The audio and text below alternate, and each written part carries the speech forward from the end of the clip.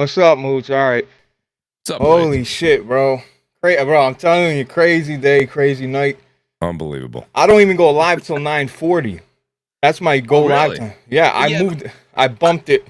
Okay, I was gonna say because I've definitely caught you going live 9:15, a little before 9:30 Eastern time. So I was like, that's why I said we can go a little bit closer to 9 o'clock. Yeah, it'd be like this would be great. You're like, yeah, let me see what I could do for you. This is two Italian people trying to work out a time. We're always late. We're always late. It's just the way it is. Mooch, how you doing, brother? I'm so Good, glad. buddy. Listen, I've been wanting, I always try to get you on the show, but Absolutely.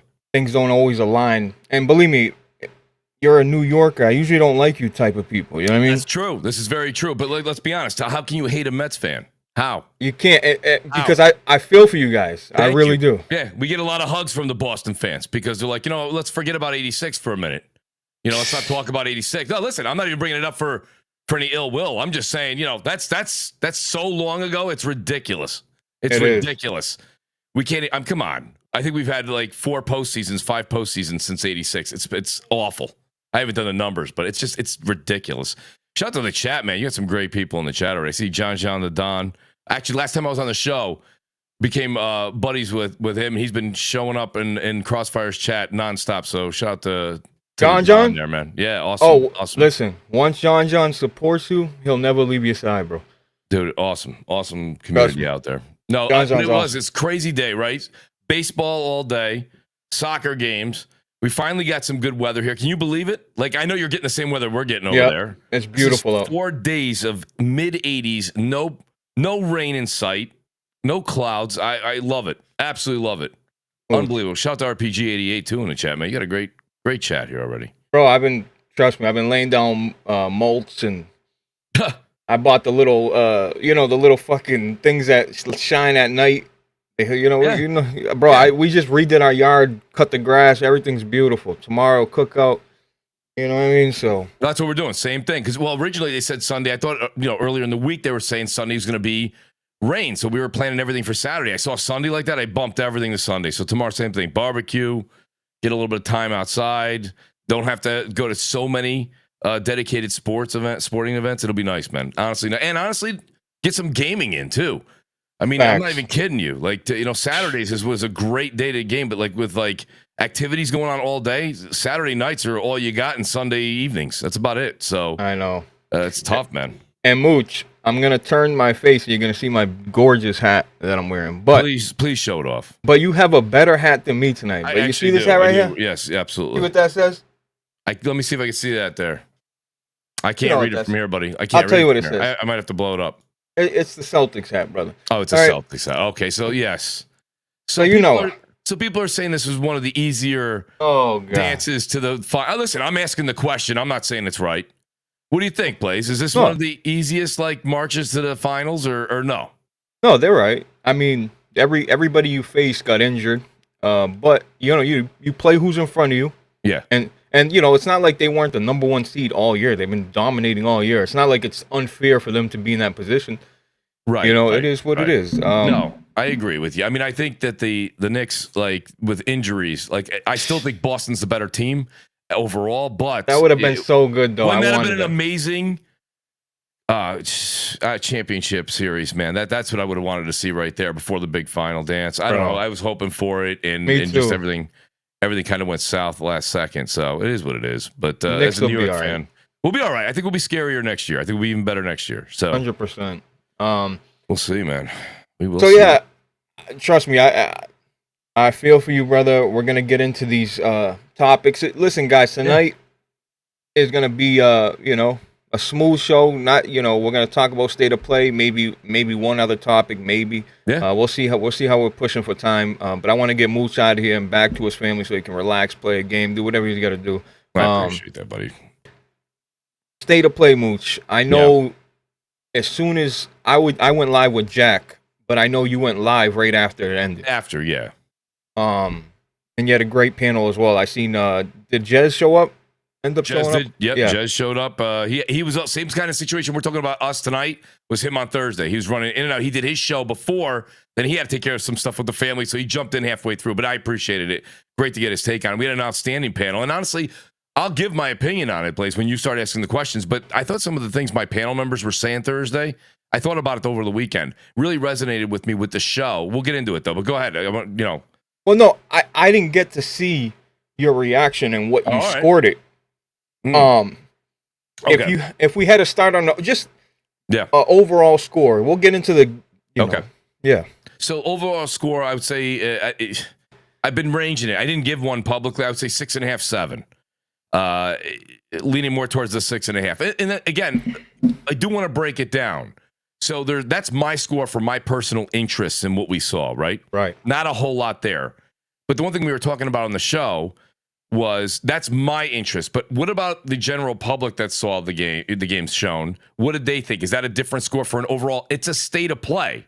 That's one of the things we were saying too. We still don't know what the major studios are doing. What's Naughty Dog doing? What's Cory Balrog working on? What is Ben Studios working on? Multiplayer, single player. What are they doing? So if this was a showcase and that's what we saw, the score drops immensely, even lower than a 6.5. To me personally, you look at certain games, and I have the list here. Concord, right? Dynasty Warriors, Infinity Nikki, Ballad of Antara. Then they did 2 games for PSVR 2, Blaze. And I thought both of them look good. Right? They look good.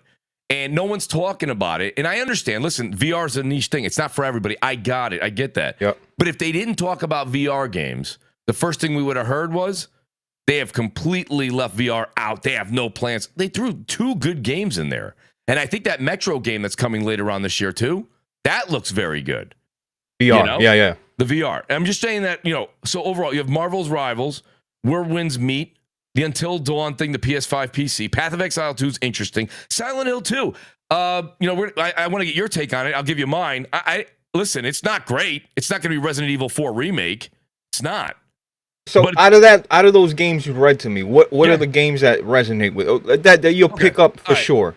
So the games that I'm going to pick up for sure, of course, let's just Astro Bot's getting picked up. I mean, 100%. Right? Who's not? That's a given. I'm going to pick up Silent Hill 2. Call it nostalgia. Wow. Listen, I'm not a big fan of Bloober Team's resume, period. Yeah. But from what I'm seeing right now, the critiques I'm seeing aren't necessarily showing me that they're doing a bad job remaking a beloved franchise, right? So I don't think that that's necessarily the game. Might actually the gameplay that's up for. We got to talk about that still. See, gameplay. I'm more on the. I'm looking at it from a fidelity point of view that it looks a little underwhelming in that sense. But gameplay, Silent Hill is up in the air for me, man. Sometimes I look at it, I see it, I'm like, what in the fuck is this low budget Resident Evil game? And then when I look at it again, and you compare it to you compare it to Silent Hill 2, and you look at comparison screenshots, then you kind of, and listen. I got no issue with anybody saying they want to pick up Silent Hill. Silent Hill 2 was always one of those sweethearts that people loved and people asked for. Asking for it. They're always asking for it. Yeah. Right. So I understand it. I get it. I just we're looking at their resume and shit, and I'm just like, we'll see. Yeah. But okay, Silent Hill 2, Astro Bot.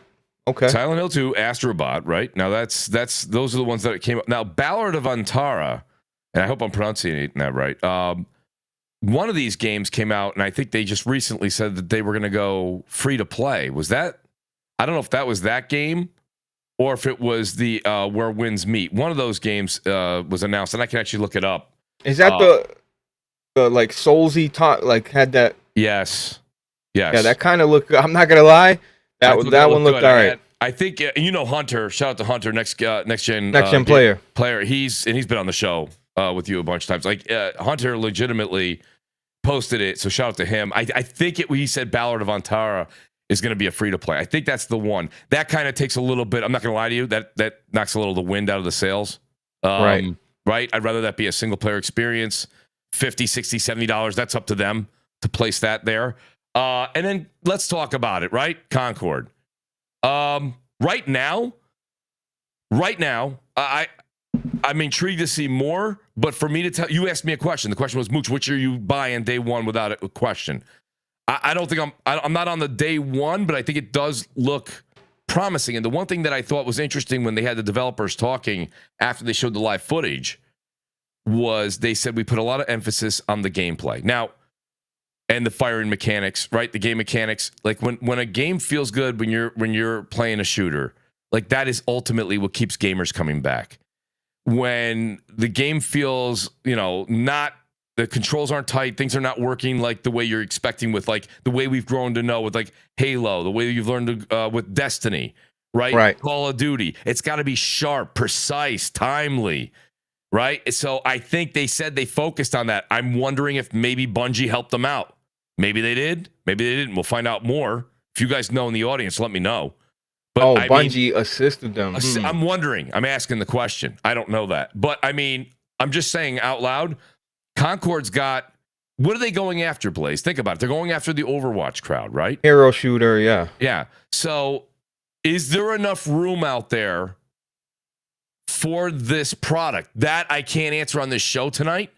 But I can tell you this much. You guys can go back and watch Crossfire before Helldivers 2 came out. And someone asked me on the panel, Mooch, are you getting Helldivers? I said, yes. This is before the hype. I said, yes, I'm picking up Helldivers. Again, the whole like Starship Troopers vibe. Loved everything I saw about it. I thought it would be fun to just kind of play with friends, right? And it ended up being a hit sensation. This one here, I'm not jumping through that fire hoop right away. I want to see a little bit more about it because I'm not really an Overwatch person. Do I need to have 5 friends to make a team like solid, work coherently? You know what I'm saying? Right. How am I supposed to say that? Hey, Blaze, do me a favor. Don't do Solidcast Saturday night. I need you to join me on Concord. Brother. Listen, you're daydreaming, buddy. But I mean, like I don't know if we're going to be able to pull that off. If they're going to be able to pull that off for the community, because it's just so easy to play Helldivers 2. You can just pick it up, play it for 20 minutes. Not full price either. And it's not full price. We talked about that on Crossfire, and I don't mean to keep doing these like shameless. No. I'm just saying. Plug it up, plug away, brother. We talked about this. I said this game needs to be. You know what? I said this game's got to be $40. It's probably not. But think about it. You want to enter the realm.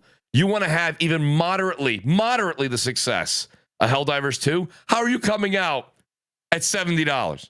How are you coming out with $70? I don't necessarily, especially with that genre completely, Blaze. Completely like saturated right now.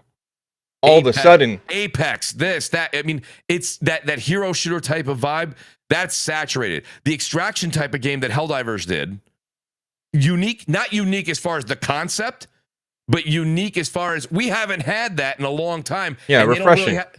It's refreshing. It's been a while. This is not that. So how are you going to entice people? Oh, they did say it. I didn't hear $70, but if it's $70, that's a problem. I think this thing's got to go $40. You're trying to get the PC market too, right? You make up your dividends there. I don't know. See, Mooch, all of a sudden, that it's kind of, I don't know if it's bad timing, but you see Marvel's Rivals came out. I played the closed alpha for that. And then there's another, I just seen on Twitter, there's another Overwatch inspired game. I just seen. I forgot what it was. What characters were there? Do you know what I'm talking about? Maybe it was Samurai or some shit. I don't know. I just seen it. If it just came out within the last like 24 hours, I've been, like we were just saying earlier, I did not check out a whole lot of social media, see what was coming out. But again, all you're doing is proving my point, right? You're saying Star Wars. It's a Star Wars. Thank you, chat. Thanks, Resign. Star Wars. Exactly. A picture Overwatch, but Star Wars. Yeah. Third person. Yes. Okay. So what do we do then? You know what I'm saying? Like this is like, how can you be excited when I already tell you, Blaze, listen, that game's coming out later on this year, but we can go play that same type of genre, that same type of game right now. What's the one that Cliffy made in his game? Lawmakers or Lawbreakers. Lawbreakers. And that was a less saturated. There was another big one. There was Overwatch and there was another. There was one more. I forgot. He said he named that Overwatch and Lawbreakers was. But I feel like it's just saturated right now, and I don't know who's. They gave that Mooch. They gave that a lot of airtime. I'm like, wow, they must really believe in this shit. They're giving this a lot of airtime. They gave it airtime, Blaze. But let's be honest. Let's look at what they showed though, right? I mean, Silent Hill 2 had its own showing right afterwards. Right, so that wasn't going to take up a lot of airtime.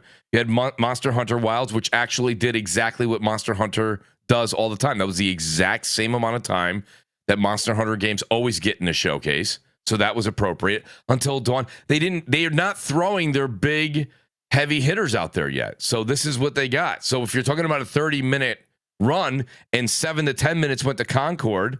A good what? I didn't watch this thing with a stopwatch. But did Astro Bot got a good, I don't know, 5 to 7 minutes? 30-minute show, I think. 30-minute show. So, I mean, these others, they don't, they're not their IP, so they're just showing the clips that they're provided by the other publishers. It is what it is. So when people were so down on this, I said, listen, I'm not going to talk you out of it, because if it didn't resonate with you, then your low score counts. I'm just saying, let's keep it in mind. It's a state of play. It's not the showcase, Now, my question is, we haven't had a showcase in a long time. Yeah, when's the last fucking showcase? Are we getting a showcase? I'm wondering if we're getting a showcase. When is the last showcase? Can somebody tell me? Because state of plays have always kind of been a little underwhelming, honestly. I get excited for these state of plays. I got DM'd that SOCOM is coming back. Blaze, your dreams are gonna come true. I had a couple trolls, you know what I mean? And then one was pretty reputable that hit me up like, hey, SOCOM's coming back. You might get it. I'm like, what the fuck? I'm over here thinking, shit, I might, you know what I mean? I might go fucking live. And then I talk to Jack, and I go live with Jack. The thing about Concord is, the first impressions, I see Concord, I'm like, all right, this is Guardians of the Galaxy B version. That's exactly what it is. It's Guardians of the Galaxy in Overwatch. I mean, I don't again. And I think Overwatch is just. I'm not an Overwatch fan. You guys know that if you watch Crossfire. I've been saying that for years. Never liked Overwatch. By the way, John was right. It's May. I just looked it up too. May 23 was the last showcase. Okay. So I mean, it's a long time ago, and it's a year. So it is what it is. I don't know. I don't really know what to say as far as the showcase went. Like you say, Concord. The thing is they went from 12. Right, correct me if I'm wrong, chat, too. They went from like 12 live service games to 6 to canceling factions. Okay? Right. And then they canceled another one. They're down to like 4. This game was pretty much probably ready to go, and it seems, guys, don't take this the wrong way, it seems polished. It does seem polished. Like, you might not like it, you may not buy it. Shout out to Cult Classic, too. Good to see Cassie here. Like, in all honesty, like it's not for me, really, but the game, if it's that, right, Blaze, think about it. If the game, it looks polished. You're an executive right now at Sony, and you have to decide which games of service, live service you're going to cut. This one's about when you see it, when they're making these cuts, and they made the decision with factions. This one's just about ready to go. A lot of people say, why did they cut factions and kept this? Like, listen, factions, I think, needed more time in the oven. Way more time in the oven. It needed constant resources that would take Naughty Dog away from what their true talent is, right? Making those single player, AAA, like unbelievable, like fire starters, right? Those are the ones. So this is a team dedicated to this game. They're like, you have a completed game, a team made to take care of this game, and that's what you're here for, and it's ready to go. Launch it. Like, launch it at this point. And I agree with you. When I watched it, I said, look, I'm kind of like going, oh boy, shrugging, because I'm not a fan of like hero. The only hero shoot I ever liked was like a Rogue Company game, but it looks really polished. It looks clean visually, graphically. It looks really clean. It looks like you said. I'm sure PlayStation's looking at all their live service games. Okay, you know what? Let's bring this one forward. This one's ready to hatch. You know what I mean? This one looks like it's they got their shit in order. I just think that it might be a little bit too late for this one, Mooch. If this was like 4 years ago, 5 years ago, I would say, I think they'll do okay. But you know what? Who knows? You know, I mean, PC. I think a lot of PC gamers like these type of games too. You know, that's what they're. But there you go. So the console folks that listen to your show and my show, they don't want, and I don't blame them. They don't want to hear that. But guess what? Think about it this way, okay? Guys, if anyone in the chat, I hate to keep making the chat go and check stuff out, but like, if you were to just go on Twitch right now, how many people are playing, Overwatch? Or go on Steam and see how many active users are on Overwatch, right? Like, just my point being with any of those types of games, let's say there's 200,000 concurrent playing right now, right? Blaze, if you're Sony and all of a sudden you launch a game that everybody says isn't that like they don't have a lot of interest on console, but you have 100,000 people constantly playing it on PC, maybe 20. Right. That's good numbers. Yeah, they're going to be okay with that. I'm talking about that 100,000 remains constant for years, not the first 3 months, but like years. If they can tap into that money, those numbers, those users, those gamers. What would be the price on that game, Mooch? Concord? Yeah. I told you, I think it's someone in the audience said that they announced it. I didn't see the announcement. Me I either. think it should be 40. Ooh. And I'm not, listen, you're probably going, why 40? I'm just saying, Helldivers, smash success. I had 2 friends of mine, okay? Right. All they play is Call of Duty and Madden. That's all they play. They have no idea about our podcast. They don't have their ear to the ground. But when they saw me, they were like, you're not jumping on Warzone? I'm like, no, I'm playing Helldivers. It's like, what's this Helldivers? Right? And I got news for you. If I said $70, they would have tuned out, Blaze. Tuned out. I bet. What do they say? I go, dude, it's $39. They're like, oh, I'll pick it up. And They you pick use it up. 39 too. Right? Yeah, you like that? Yeah, come on, buddy. It's sales. Right? So, well, no, I'm just saying, because like I wanted my buddies to play. So I was like, yeah. And they're like, $39. Yeah, I'll pick it up. Sure. And they play it. Like I said 70, that was gone. If I agree with that. If I said 60, they weren't buying it. You know? Yeah, maybe they should do that. You know what? Maybe. Well, if you just said it yourself. You're like, they're trying to get in the PC market, Blaze. If they're trying to get the PC market, make it $40. It'll blow up on. Well, I shouldn't say it'll blow up on PC, but you have a hell of a lot of better. Your chances go up immensely. I don't know. You know, and it's funny, and I see like Cassie's saying the same thing. She says Marvel is better looking game and it's free. A lot of people have been saying that to me since the state of play. Like, no joke. That's a free game. But I mean, you know, it's got the cartoony look and everything like that to it. So does kind of Concord, right? They're going for like that. It looks like Guardians of the Galaxy, the game we played a year and change ago or 2 years ago that came out, but it's a, you know, hero shooter. So that's where you're seeing all of this like kind of wholesome like controversy with this game. And people are confused why Sony greenlit it. I think they greenlit it because it was ready to rock and roll. And you know, I don't even listen. Although I'm not I question why they greenlit it, but I understand in terms of it being ready and shit like that. The game I'm confused about, Mooch, is Until Dawn. Okay, yeah. I hear you. Why not make it a fucking patch? You go and they remade everything. Like everything is completely remade in that game. I actually have a better question for you. Hit me. Forget the patch. Why don't they make Until Dawn 2 and launch that on PC and PS5? I don't know. Whatever. And then attach the first one as an incentive. Yes, and give that one.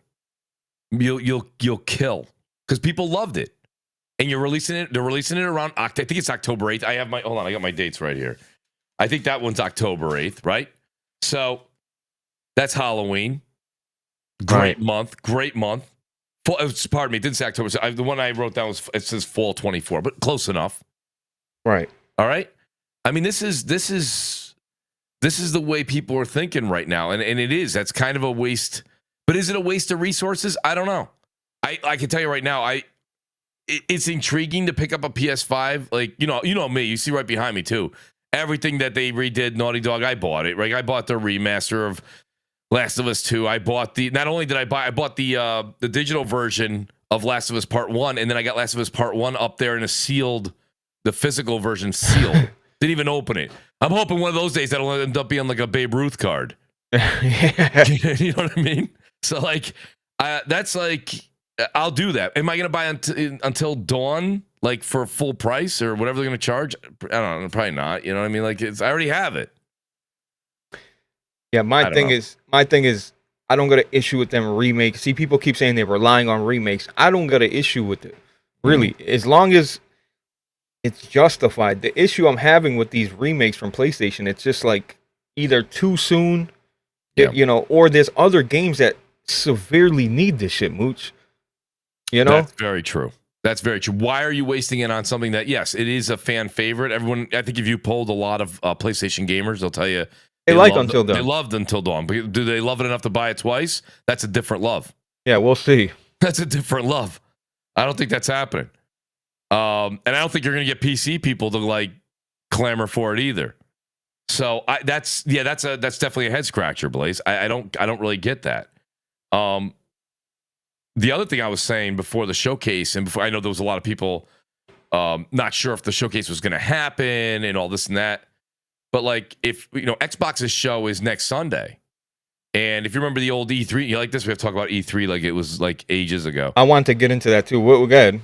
No, I'll throw this volleyball up. You can either spike it back down or we can save it for later. I said, they were like, well, Sony's going to have, this is before we knew about the state of play. So I was like, oh, are we going to do, they're going to state of play? We're going to showcase. I said, listen, Sony always wanted to go second, or Xbox always wanted to go first, however you want to look at it. I'm like, if Xbox is going June 9th, I said, you'll see a showcase a month later, 3 weeks later, 2 months later from Sony. They always go after Xbox. So I knew when people were like, we're going to get a showcase in May, I was a little bit more under the assumption that it would be a showcase. So you think they weren't going to go before Xbox? So you think after Xbox there'll be a PlayStation? I think we're going to get a proper showcase probably sometime in the fall. Yeah, I'm thinking. I really do think like August, September. Aren't they going to show off this Pro? Like they got to like. Well, that's what I'm saying. But I had a conversation with a couple people behind the scenes, and I said, well, maybe they'll do the showcase and really, show the Pro. And they're like, dude, come on, Mooch, look at the history. Look at the history. The history says that they show the mid-gen refresh on its own separate thing stage. Yeah. You're right. I said, listen, I'm a firm believer in history repeats itself. So I do think they're probably going to do a separate one for that, right? And if they listen, let's play devil's advocate, Blaze. So now they do want to show the Pro at a showcase. Well, they don't want to cannibalize their PS5 sales for the rest of the summer. So go buy PS5 Slim out there. Go get that new SKU. And then we'll show it to you in September when we do a showcase or its own show. And then you're going to either buy the cheaper SKU Slim. I'm calling it the Slim. They don't call it that. Right. You know what I'm saying? The newer version PS5, or you're going to get the Pro for the holiday. And I think that's when you're going to you'll see a price drop this holiday. I think you'll see the PS5, the ones that we all have in our homes right now, probably for... they gotta go at least to go $400. They have to. They gotta go down. The PS4 did it before this time in the same timestamp, right? So you got to drop that price to Mooch, I was saying, how much time do we got left in this generation? Think about it. Okay, that's an outstanding question. So the rumors are saying Xbox wants to move forward in 26. I think PlayStation moves forward. PS6 is 28. Right, but that makes sense. End of 24, a solid 3 years. Mid-gen. Right? Mid-gen. Just enough. And the mid-gen, let's be honest, I know everyone keeps saying it, so it's kind of boring to continuously bring up, Blaze, but it's the reason it's happening is they're really going to launch. No one said yet that Sony and PlayStation have the marketing rights to GTA 6, but it would be. Well, they got it. They have to have it. I think they're going to pair it with the PS5. I don't think they're going to throw it in the box, but I think it's going to be this game plays best. The whole thing, that whole slogan. Listen, they're the market leader. Years. And like you said, history does repeat itself. I'm telling you, PlayStation, unless Microsoft just, desperate throwing a bag that they couldn't say no to. But I see the relationships. And I just feel like based off the relationship, based off PlayStation being the market leader, and there's a Pro coming out, I just feel like it makes sense. Like they need that, Well, that's it. You said it too. The market leader. And listen, Microsoft always has the ability to throw the bag out there. That's for sure. But if it's console only right now for GTA 6 for at least the first year or so. And with that being said, why would Microsoft? That is probably one of the worst ways to use their money at this point in time, right? They'd have to throw a lot of money out there. It's not going to go on Game Pass. We've already heard Take-Two say that, right? Rockstar, they're not doing that. So it's not going to Game Pass. So Xbox is like, Sony, have it. Like, honestly, take that. You know what I mean? Like, they're clearly not in the business to do consoles. You know what I mean? Someone said the PS4 is still $300 today, and that is a little jarring when you think about it. But then again, when you look at the Switch being $300. I mean, what's a better value to you? I'm sorry. When you're looking at a PS4 and you're seeing that a lot of these games are cross-gen, you can still, if you got a PS4, you're doing all right out there. Like, if depending on the gamer you are, absolutely. Yeah. If you don't care about fucking performance and shit like that, you got a PS4 Pro, you played all these games. You know, it's funny though. Let me say something though. So that was the gamble I think that Microsoft took at the beginning of this generation, which is interesting, right? Now it's kind of fun to look back at 2020 and look at what the predictions were, what people said, what they didn't say. Microsoft took a gamble to say exactly what you thought. What if we actually got our Xbox One owners to jump forward and we gave them what was it, a $299 box, the Xbox Series S? Right. But so if you already have an Xbox One and a PS4 and you're playing Fortnite, right? And you're playing Warzone and you're playing Apex, you don't care. You just said it. You're in a decent place right now. You're fine. You're fine. So the gamble didn't really work because those people were already happy enough with what they had, Blaze. They didn't have to go spend another $300 on the Series S. So that dual SKU thing that they did, I definitely can see in a boardroom where it made a lot of sense. And I bet you it sold a lot of people. A lot of executives were like, we're onto something here. But PlayStation came out and said, it's very taxing on our dev team. It's this and that. We want the customer to know you walk in, you buy a PS5. Not that you bought a PS5 that's Mooch, they got to drop this whole listen, moving forward, PlayStation, please drop the cross-gen bullshit, bro. Well, you know what I mean? Yeah. Dude, well, the whole magical to like, damn, I need a PS5 to play that game. I need a PS6 to play. Like that's an incentive to go out and buy the new console, first of all. And it just feels, even though you might like, damn, this might be able to run on a PS5 and it's a PS6 game. Like it feels a little bit more. You feel more valued. You know what I mean? It starts next year with GTA 6. That's the first game that's a must-have game for everybody. Bingo. Everybody. People who are playing Fortnite like GTA. People who like play Warzone love GTA. Right? Everyone's bought GTA 5 on 3 different systems like twice. Like it's crazy. It is crazy. Or upgraded. So my point being is that that's the first move. So now let's go back to your original question a bit ago, Blaze. You're like, when's this next transition to next generation going to start? Sony's sitting there saying, wait a minute. So we're going to launch our PS5 Pro in the very end of 24. And then we have the biggest game of the generation coming out in 25. So you've got holiday 25, holiday 26, holiday 27. Okay. Possibly even into holiday 28 before you're going to get a new PS6. And so they're going to reap the benefits of everybody making that move over.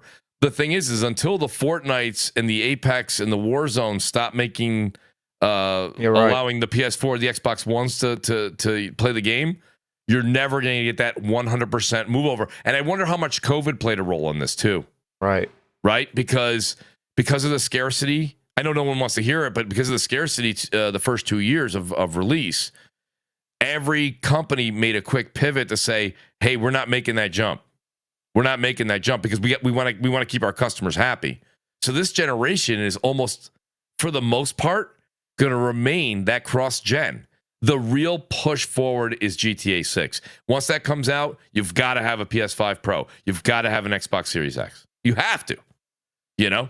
I cannot believe Fortnite, and it's not that I can't believe it because I believe it, but I can't believe they're dictating the casual move over. You know what I mean? Like if Madden was next gen only, let's say, or if Call of Duty was next gen only, like that would help a lot. Well, think about it. Let's go back to last generation real quick, please. Let's talk about like Call of Duty Ghosts, right? So Ghosts, and you guys remind me in the chat, I don't remember if it was Ghosts or the one after that. One of them ended up saying, we are now next gen only, because that was before Warzone. I think it was Ghosts, I think. Right. I thought Ghost was clear. I don't remember if Ghost was solely for Xbox One and PS4. I cannot remember that. It was one of those. But my point was it was multiplayer only, right? It was the disc you bought or the digital IP you bought. So they're saying Ghost was still cross-gen, so maybe it was, I think Advanced Warfighter. I don't know. Advanced Warfare. My point being was there was one where they said we're not going backwards anymore. Right. Notice they haven't done that yet, and they really have no intentions of doing that with Call of Duty or Warzone. It's not going to happen because Call of Duty is a massive get. That's a huge pickup, right? But a lot more people are even playing Warzone. Warzone's nonstop.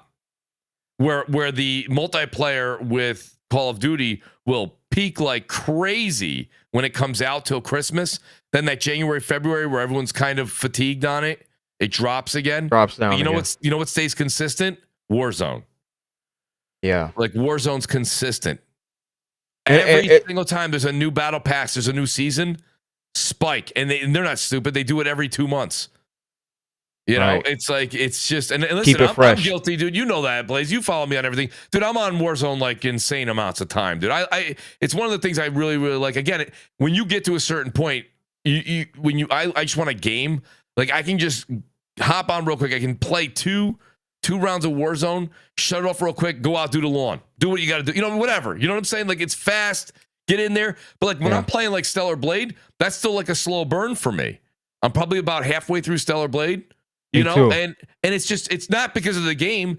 It's because you get in. I love collectibles. I like side missions. I'm constantly going back to that bulletin board. I'm talking to everybody in Zion. I'm doing everything they ask. I'm going all the way. I go all the way out to the wastelands. Come back. Go all the way back out. I'm in that part right now where it's basically a lot like oh god, what is it there? Dead. I can't remember it right now. It's almost like the horror game. You guys got to remind me here. But you're a little ahead of me then. Well, yeah, the game's great. It's just that, like you say, you have to like sit down. You got to like play the game. You have to have. I'm not sitting down to play Stellar Blade unless I got 2-3 hours to kill. You know what I mean? Right. Like I want to get into it. I want to play the game. You know, I don't. But Warzone or playing like for some Fortnite, it's. Damn, I can't believe I can't believe you're still. I'm so sick of. I was just saying, dude, get these BRs out of my face, dude. I am sick of BRs, bro. I hope. Yeah, I know. I mean, the thing is so Mooch. You pick how up. Can we get rid of it? How can they get rid of it? I know, but Mooch, you're not sick of going. You pick up your nice AK-47, you get the attachments, and then you got fucking resigned in the chat in the bush, shoot you in the ass, and thank you very much. Pick up all your shit. It's like, bro, come on, man. So listen, let me answer that question because like it happens time and time again, right? So that's the thrill of it, though. It's kind of like the game of golf, right? I don't know if you guys go out and play golf. Oh, we play golf heavy, gaming wise too. Okay, gaming wise, but I'm talking about in real life. Go out and play golf. No, listen, I'm not good either, but hear me out. You go out, you have the worst round of your life. It's horrible. Horrible. But then you go out that next time you go out, Blaze, right? And you get a birdie on a hole, all of a sudden you're Tiger Woods. You feel like you're great. I love it. So my point is yeah, sometimes you just kind of parachute down. You get like, sniped from like long distance, something like that. You're cursing, you're pissed off, this and that. Next game you play, you're in second place. You're like, let's go. Let's go. You know what I mean? Let's second place. Let's do this. And I get that. You're right. See, the other thing when I play too, luckily I got a great group that I play with. Like these guys we've been doing this for almost 2 years. They're aggressive. Like we don't sit around like, and just like hang out in a building and wait for people to walk by. We're constantly getting bounties. We're constantly going, like we'll do most wanteds to just start the game. We do a most wanted. We're already dropping with 2 teams. There's already a battle right there. Like your adrenaline's rushing. Either you're going to make it out or you're restarting. That's me. I want to play, dude. I'm not going to sit there and, you know what I mean, have a drink and hang out in a building. Wait for Blaze to walk by with his team. I'm not doing that. Like I want high action, and so I play it that way. You play with my friends that you are going to be, and that's awesome. That's what we get. We want to get, like we bust each other's chops if we don't get 7, 8, 9 kills. You know what I mean? Like you have to get some kills. You can't just have like 1 kill and a victory. I hid in a bush. I won. Have you played Xdefiant? I played probably about 3 or 4 rounds of multiplayer. I thought it was pretty good. I think it needs a little bit of work. A little bit. But it needs some work. But it's got potential, right though, Blaze? I mean, let's say they work on this thing for a year or 2. You guys remember what was it? Blackout, I think, came out. That was Black Ops 4. That's the first BR for Warzone, right? It wasn't Warzone yet. That was rough around the edges. It was fun, but it was rough. And I think that Xdefiant, that's not BR. I played the multiplayer, but like it's. I uninstalled that game. I was playing with my guys. Dude, I'm like a level 58, and I get shot behind the wall. They got all these fucking special abilities, and it's just like, you motherfucker, dude. I took the game, I uninstalled it, and I said, this game is fucking trash. I told the people that I play with, don't hit me up. I'm not playing with you. This game is dog shit. But it's not dog shit. But it's not elite either. Like it's not. We like Call of Duty. I hate to say this because I want to push back against COD. Call of Duty shits all over that game in terms of shooting mechanics. Yes. Okay? In terms of hit detection. It does. I hate to say it, but Call of Duty's a well-oiled machine, whether you like it or don't. And Xdefiant, when you're dying behind walls and you're like, dude, I'm in cover, what the... That shit, these dudes are calling it elite. It's not elite. Not yet, at least. No, but you said it yourself, though. It's a fine-tuned, oiled machine, and the reason it is Call of Duty's been coming out since 2005, right? So here's this game comes out free to play. All of a sudden, it's like, everyone's like, this game, everyone had thought it would launch the same way that 20 years of Call of Duty got a chance to perfect itself. Right. So I'm trying to be positive with it because, like you said earlier, when you were like, Mooch, don't you get tired of the BR? Like, if you're tired of the COD and the same thing, like, that's why Helldivers was so refreshing. Right. I played that. You saw, we gamed. We played that. Yeah, we played. I played that for like 2 months straight. Like, I will say I haven't really gone back to it a lot more. But that's because then Final Fantasy VII came out. I played that. Then I'm playing Stellar Blade. Those are the games I'm playing in between right now. And Elden Ring. And Elden Ring, thank you, on the stream. Shout out to you and shout out to the great Sin Vendetta. But yeah, so like, what I started doing, Blaze, not to sidetrack the, for the chat. I don't know if the chat's been checking out when we go over to Twitch, but like I'm gonna do a lot. I'm playing a lot more of the Elden Ring. You'll see me. You can always hop into a chat, Blaze. Like I'm playing a lot more of it with Sin. Like we're playing offline. I'm playing offline. Just because I'm not gonna have enough time to do it on stream. I'm not. I think I have 25. Sin said where I'm at right now. He would guess to me. Now this is entirety though. He's talking about even maybe going for the platinum. He says I got about 25, 30 hours left. I'm with my schedule the way it is and only doing 3-hour streams twice a week. There's no way I would get there before the DLC. So I'm actually playing a lot of Elden Ring off stream, and then I'll do some streams in between, and then I'm hoping to be ready for the DLC, which I will be. I mean, I'll be able to play the DLC, but I like to beat the game before the DLC, and then we'll stream the DLC on the 21st. That'll be fun. I mean, I'm sure you're gonna do it too, but like that's a big get too. I can't wait to play that. Well, that's because DLC. Sin Vendetta, and shout out to him. He's an excellent Souls guru. Unbelievable. Exactly. And he's literally you're not missing an item. Like Nothing. He's making sure you cover every fucking thing. That's different. That's Everything. why you would have been done with the game already. Don't get it twisted. The way he's doing it, he wants you to have everything and experience everything, and that's awesome. We're visiting every shack. We're getting every single cookbook. We're buying everything at all. And don't get me wrong, the reason I like that is shout out to you, shout out to BitCloud. When you guys were playing it, like back in the day, you guys had everything, right? I'm looking at your inventory when you were showing me. You had every weapon, everything.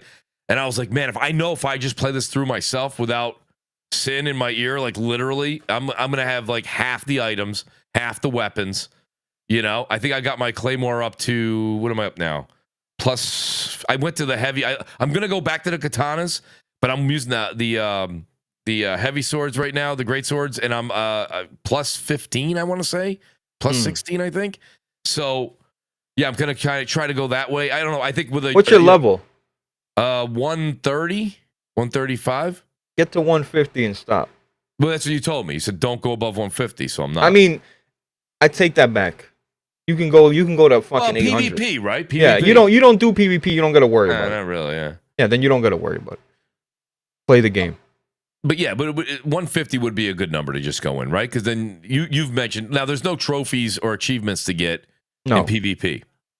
No. So. I was surprised because Demon Souls had it, but then they stopped. They stopped forcing people to do that.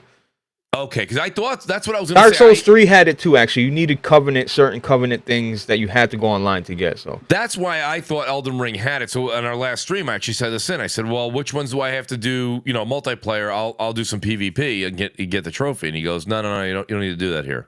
So I'm like, all right. Then I guess I won't worry about it right now. Especially with the DLC looming. I'm not really. It's coming fast, bro. I'm not really trophy hunting right now. It is. It really is, dude. 21st is around the corner. Like legit. I can't believe it's June. It's crazy. I can't believe it's June, dude. Like I literally was looking at the calendar and I was like, holy shit! Next Sunday is the Xbox show. That's gonna be crazy in itself too. Like that's a whole conversation. Bro. What's gonna happen there? What are you gonna see there? And then this isn't me saying it, by the way, guys. So you guys listening later in the audience, listening now. Like everyone's saying it, even the games media, they're saying the first question is going to be, when's that game coming to PS5 if Xbox shows? Is it going to be an exclusive or it's not? You see that poster behind you? I'm praying to God it's there. I'm praying. Listen. That's Gears of War chat, by the way. You know I don't gamble, but like there's enough people saying there's going to be a Gears presence. The question is it going to be a Gears of War 6 or Gears 6? We're going to see, I think. I don't think we're going to see gameplay. I think we're going to see a story driven kind of narrative thing that they're going to show us, the next continuation to maybe close out this second trilogy, and then I think we're going to see a Gears of War like remake, like 1, 2, and maybe 1, 2, and 3 on PlayStation. Beautiful. And I think it goes. I would think if they're going to do that, wouldn't they want to capitalize 2X? Dude, that'd be awesome. That'd be some multiplayer content for PlayStation. Listen, want to know something? And if they charge, let's say they don't do a free upgrade, I would buy that on Series X, and I would buy that on PS5.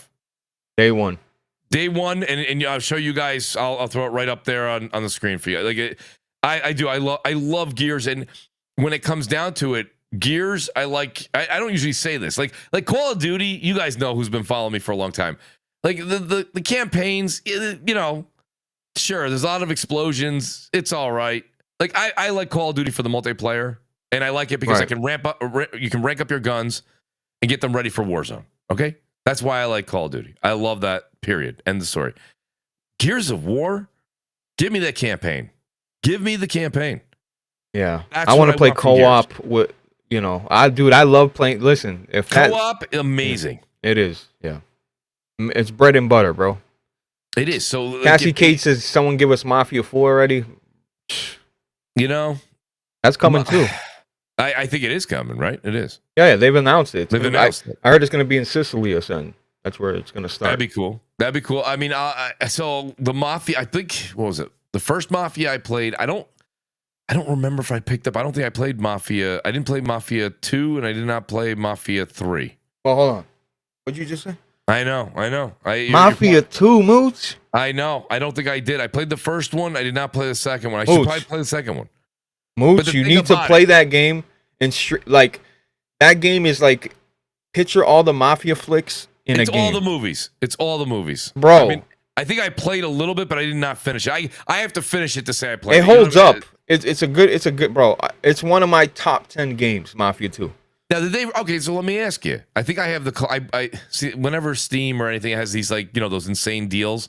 I think we all do this, right? If I see a Steam deal, it's not just Steam, but if I see it on PSN or Xbox, like I came home from lunch one time from work and I think I saw like I think it was Lords of the Fallen. It was on Xbox, like they were doing their huge sale over the winter, and it was like $8. I can't remember what it was. I don't have it to memory, but it was like $8.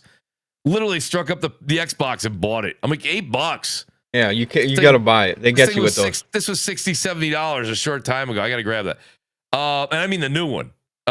So whatever it was, I think it was something they were running some kind of a deal. Love that game. Beat it.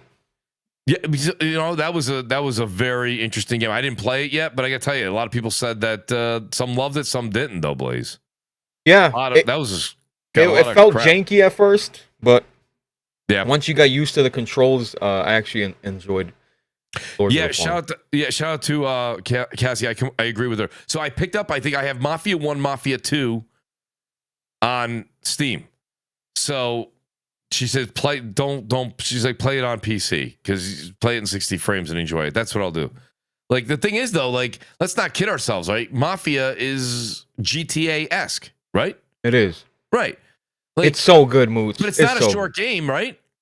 Yeah, but it's not too long. It's open world, but it's linear. Okay. If that makes sense. Yes, it does. It does. I remember the first one. Like I said, the second one probably follows suit. Yeah, I don't want to say linear, but like it's just like point to point type things. You know what I mean? The directives say go here, you go there. Yeah. You're not going to get sidetracked with a ton of side quests. You're not going to get sidetracked with a ton of like buildings you can go in and out of. It's not like that. It's not. Yeah. So, but yeah, Mafia 4. I welcome Mafia 4 as well. You think that'll be shown on the Xbox stage? Oh God. Listen, I would love to see it, but I that's why I think Xbox stage. I think Doom. I think Gears of War. Yes. Those two games would really help Xbox right now. Those two big games, and I'm hearing Doom's going to be on Xbox, which is a complete slap in the face. If you know, I'm sorry, on PlayStation. PlayStation. Well, I think I'm not going to use the word confirmed. It's not confirmed, but a lot of people in the know have said that it's all but true. I mean, I think it is coming to PlayStation. I don't think that's necessarily going to be a huge surprise at this point. I think people are assuming Doom will come. That's like me buying your house, Mooch. Yeah. And you still being allowed to sleep in it. Yeah, and not pay your rent. What the fuck, bro? I just bought the house. Get the fuck out of here. Or not paying enough rent. Like, I don't get it. Listen, Xbox is going in a different direction right now, Blaze. That's it. They're and it's They need funny. to revert. Mooch, could they ever? I know it sounds crazy, but I feel like if Xbox continues down this path, it's going to be a slow death for them. Like they have enough. Wait a minute. They have So yes, in the platform sense. No, in the publisher sense, they're going to be massive. Right. I'm saying like in terms of we already know the console space is dead or dying. I'm just saying like, damn, bro, you gotta do something, man. Like they have the financials to keep everything afloat and make it look, turn the lights on, make it look like everything's okay still. But I just feel like they could make Game Pass more expensive. Something they got to do something. Bro. Here's the thing. Listen, everybody that's listening in the chat later on after Solidcast, go on to Netflix and just click on what's new, and you're gonna see probably 25 different shows you didn't even know existed and you'll probably never even watch. And this is the thing with Game Pass. They bought Bethesda, they bought Activision. How many games since those two big, and then they bought Ninja Theory and they bought Obsidian. All right, they bought Double Fine. We can go down the list. That's the compulsion games. The list goes on and on. Tango. But how many times when you launch Game Pass my point I'm getting at is when Netflix, every week, 2 weeks, I open Netflix, there's like 10, 15, I'm not saying they're great either. There's 10 or 15 new shows. Whether you care about them or not, that's up to you guys. But Game Pass, I'm like, it's either just a very small, a lot of indie games go in there, older games. People were like stomping their feet in the community, like Dead Island. You guys know I love Dead Island 2. Bought that day one. So when everybody was like, Dead Island 2 is in Game Pass, I was like, great. I already got it. So like, and people who didn't buy it are like, well, it was good for us. It was, but it's not a seller, right? What if I said to you guys, I want to sell you on Game Pass. In 8 months from now, you'd be like, all right, Mooch, sell me. All right, so Dead Island 2 didn't come out yet, right? In 8 months, you can play Dead Island 2. They're like, that's a terrible sales pitch, dude. I want to play Dead Island 2 next week when it comes out. Just wait 8 months. Like, so you can't say because you didn't buy it and then it showed up, 8 months later in the 6 months later, you don't know what's showing up. You don't know what's coming down the pipe. Sometimes it's something like that. Sometimes it's just a very small, shovelware, just some kind of like, indie game. And they're not getting that producibility out of their first party studios that they bought fast enough. Right? They're, like Starfield's done. Todd Howard, are you going to have another game come out in a year and a half? Probably not. Right? Elder Scrolls 6 is being worked on now. That's going to take 3-4 years. Then Fallout 5 would be after. That's why now they're talking about subbing that to another studio. Maybe Fallout 5 will go to Obsidian. Right? So that they can move it along. But even if they move it along, you're still 4 years away. The point I'm trying to say 4 is years. The whole idea was, what did we say years ago? They're going to get these publishers, and then Game Pass is just going to be flooded with games. They're not flooded with games from these big publishers. So, because it takes time to make the games. It takes time. So, I don't know if necessarily that worked out for them. So, I think that right now they're going to say, hey, let's make our games, and they're going to double dip. Xbox is going to double dip. They're going to sell it on Xbox, triple dip, PC, and PlayStation. And the question I have for you and the audience, and I can't wait to see what's going to happen June 9th, is we keep hearing Xbox is going to have new hardware coming down the line. Right. And in my head, I'm thinking to myself, why? Like, that's great. And they can afford it. But you just said it. They can afford to do anything they want. They can afford to make everything look great.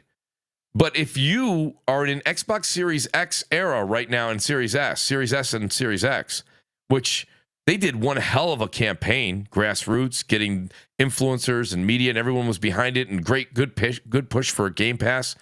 And you're actually trailing the Xbox One era that had one of the biggest backlashes in media history, right?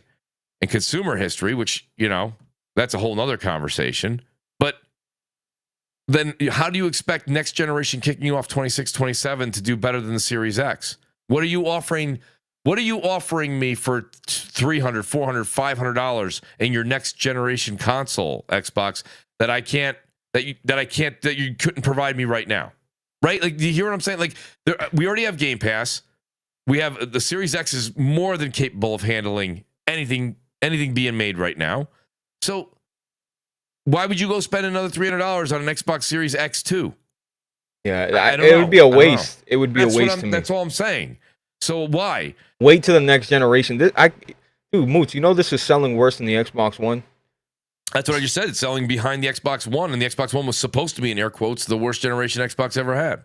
Right. So why even like you got a Series X that's it's a decent, powerful console. Just wait. I would just wait to if this is going to be their last hurrah at it. Just make it a next gen console. Well, you have a good PC crowd too, Blaze. You know, my question. A lot of people were telling me on this past week's Crossfire that the next Xbox is going to be Steam baked in. So what do you think about that? Let me ask you. Not to change the show around. Just a question real quick, Blaze. Does that intrigue you to pick up a next-gen Xbox if it has Steam baked in? And I think I'm maybe cutting that short, but that's what they were saying. Basically, to me, that makes it a Steam box again, which we went down that road years ago. Yeah. Listen, I have a PC, and if you're listening in the audience and go, Mooch, listen, I'm a console guy. I don't want a PC. Listen, I would rather see you go buy a laptop, a decently powerful gaming laptop, than buying like a $300 or $400 like Xbox with Steam baked in. Yeah, bro. Listen, you know what has Steam baked in? This in my fucking my ROG Ally, fucking yeah. It's like, what do I need Steam baked in for? I got a PC, I got fucking Steam Decks, I got like. Listen, that sounds cool, but that's not enough to like persuade me to go buy anything, bro. Yeah, I don't think so either. Mooch, when are we gonna listen, bro? The games dictate the fucking sales. Yep. Okay. At the end of the day, you can bake this in. You can have fucking a weather forecast system for your fucking local area. It don't fucking matter, bro. The games dictate the box. It's always been that way. That's exactly it. And Xbox doing this, it just makes me question why. Now, that they also said that maybe they would be able to sub out so they don't have to make all the hardware themselves, right, Blaze? So they can actually have other companies, I'm making this up, HP, whatever, make the box. Just telling me they want to get further and further away from hardware. And I don't know if that's a bad thing. I mean, Microsoft's a software giant. You know what I mean? Like, giant. They're number one. What are we gonna do? It's you ever go to like those some of the like you go to like a pizza place and they're like, hey, we also sell I don't know, they'll sell something else that's not related to pizza at all, and usually that's not good. Gyro. Yeah. Hey, pick up a gyro while you're here. You're like, well, listen. To revert back to State of Play, because I was telling Jack this, I was like, well, I got no problem with Astro Bot. I played the one in VR, excellent. I played the one that came with your PS5, excellent. But it's their love letters, especially because they cover the whole history of the PlayStation. They're really good, and they're great platformers on top of that. And not to mention they utilize the DualSense like no other game has came since. So, but for them to think, Mooch, we're gonna close the show out with Astro Bot. Bam. They think you know what I'm saying? Like, Astro Bot's a game. It's a great game, but it's no fucking juggernaut. It's not gonna move the needle. Yeah, but Blaze, when did you? And I'd love to be informed on this. I said it all night Thursday night. When did State of Play? How many State of Plays have we had, and how many did you actually at the end stomp your feet and light a match for? Like one other one? Not many. I think there was. Everyone said that the one was there. I think there was a State of Play in January, guys, and everyone said, and it was their last State of Play was really good. Yeah, because people are saying how Sony has the nerve to close out with Astro Bot. Well, what do you want them to close out with? Concord? Astro Bot of the games shown, that's the one you close out with. Yeah, I mean we saw, that's the closeout. That's the big. We got one more thing for you. Here it is. It's Astro Bot. A lot of people were asking for Astro Bot. They were. Right. And Astro Bot plays it. Listen, I would never make a big deal of it. I'm still not going to. If a lot of people came on, Crossfire in the chat right now, they're like, Mooch, I'm not excited about Astro Bot. That's fine. The thing about Astro Bot that plays a different role this time, Blaze, is whatever. Let's say I think the last number we saw was 59 million PS5s out there. Is that right? Yeah. It's right around there. Sounds right, yeah. Right? 15, that means 59 people played Astro Bot this generation. Not one person didn't at least try Astro Bot and try all the things the DualSense could do. Everybody. Mag, shout out to Mag. Mag was on Crossfire. He goes, Mooch, just last week, I don't know if he said it was a family member or he said it was a neighbor. And they were like, I'm still thinking about picking up a PS5. He goes, I'm not going to let them play, Demon Souls. Somebody, he's like, I struck up Astro Bot, gave him the DualSense. The thing's going crazy. And he was like, this is great. I'm sold. So I'm sold. Now imagine you love that, and then you find out that there's a 25 hour, because they said it was a huge game, 25-hour Astro Bot game you can buy in addition. Now people are picking up a PS5 and Astro Bot. Like, it's just so. And what do you think of the pricing on that game? Didn't they say that? They didn't say yet, did they? But, Mooch, in chat, you can get mad if or not. That game needs to be full price. Because I'll tell you why, Mooch. If you can sell Mario for full price, you can sell this for full price. So I completely agree with you. I mean, you gotta be careful. The Mario crowd. I mean, Mario has so much history and nostalgia. But the way that the devs have come out and spoke about this game, and shoot, I wish I took a couple screenshots.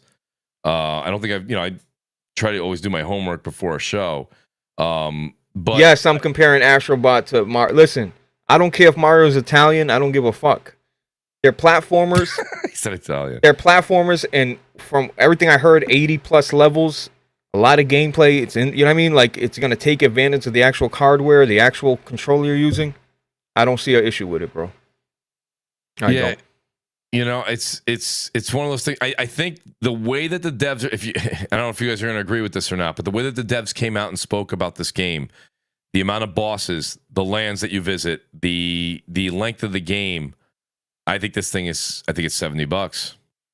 I think Astro Bot's $70. It looks like it's a full-fledged type of platform game this is not, just an introduction. This isn't like a passion project. This is a full-fledged game. I think it's going to be $69.99. I really do. I don't know how that's going to sit with the audience.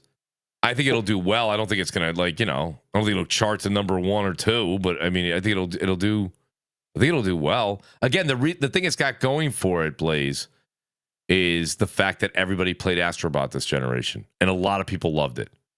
I still, while I'm playing PS5, I still have, the records you broke when you played Astro Bot? Yeah. The fastest through the levels, and they have all like mini games inside the game. I still, once in a while, have so-and-so just beat your record, go back in and do it.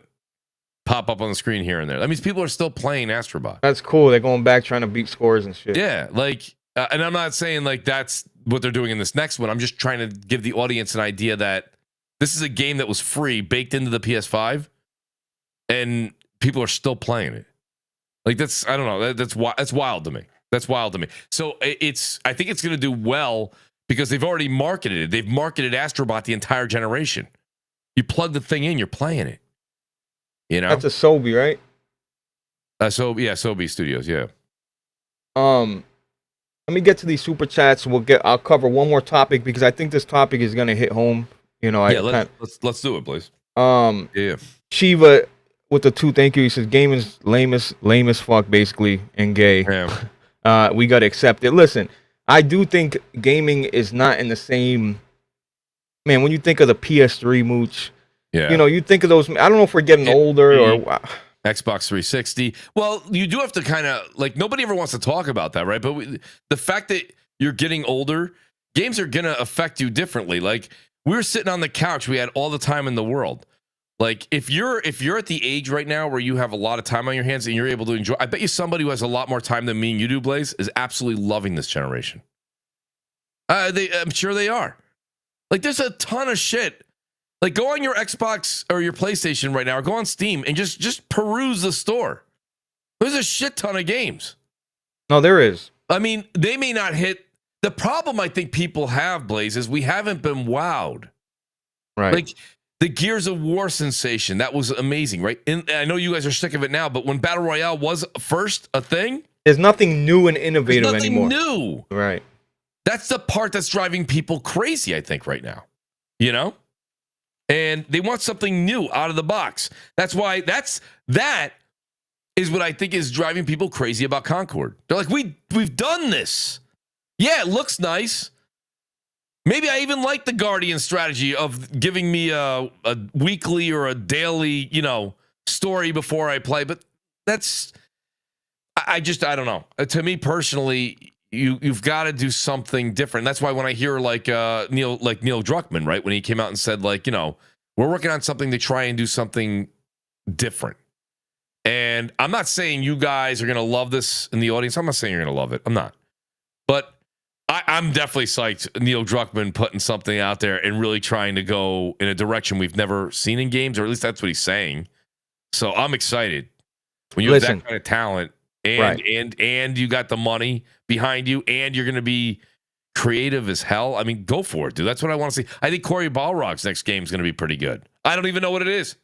But it's like these guys, I don't see Corey Balrog and I don't see Neil Druckman being like, hey, let's make a Warzone clone, huh? You guys want to make a Warzone clone? We'll just put zombies in it. Right. I mean, that's why Factions not going through, that bothered me, man, because Factions, go back and play the original Factions, dude. I played a shit ton of it, bro. So good. Everyone bitches and complains about trophies for multiplayer. Listen, they may have made it a little bit longer than they should have to get them all.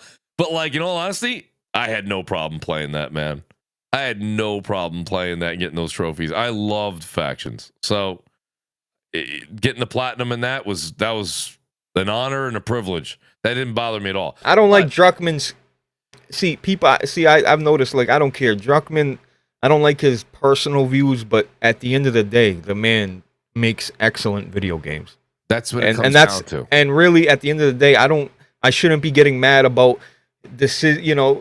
I was really upset with a lot of decisions they went with Last of Us 2 and whatever. We're not going to get into all that. But yeah, no, at the end of the day, there's definitely questions. Absolutely. At the end of the day, that guy made the most gruesome third-person shooter. I mean, listen, you can say it's like, I'm telling you, gore like that I haven't seen with the fidelity, realistic, all that shit. Like, it's excellent. Yeah, it is. You make that same face like when you're watching that gruesome horror movie that just came out. Your face kind of like, holy shit, they went there.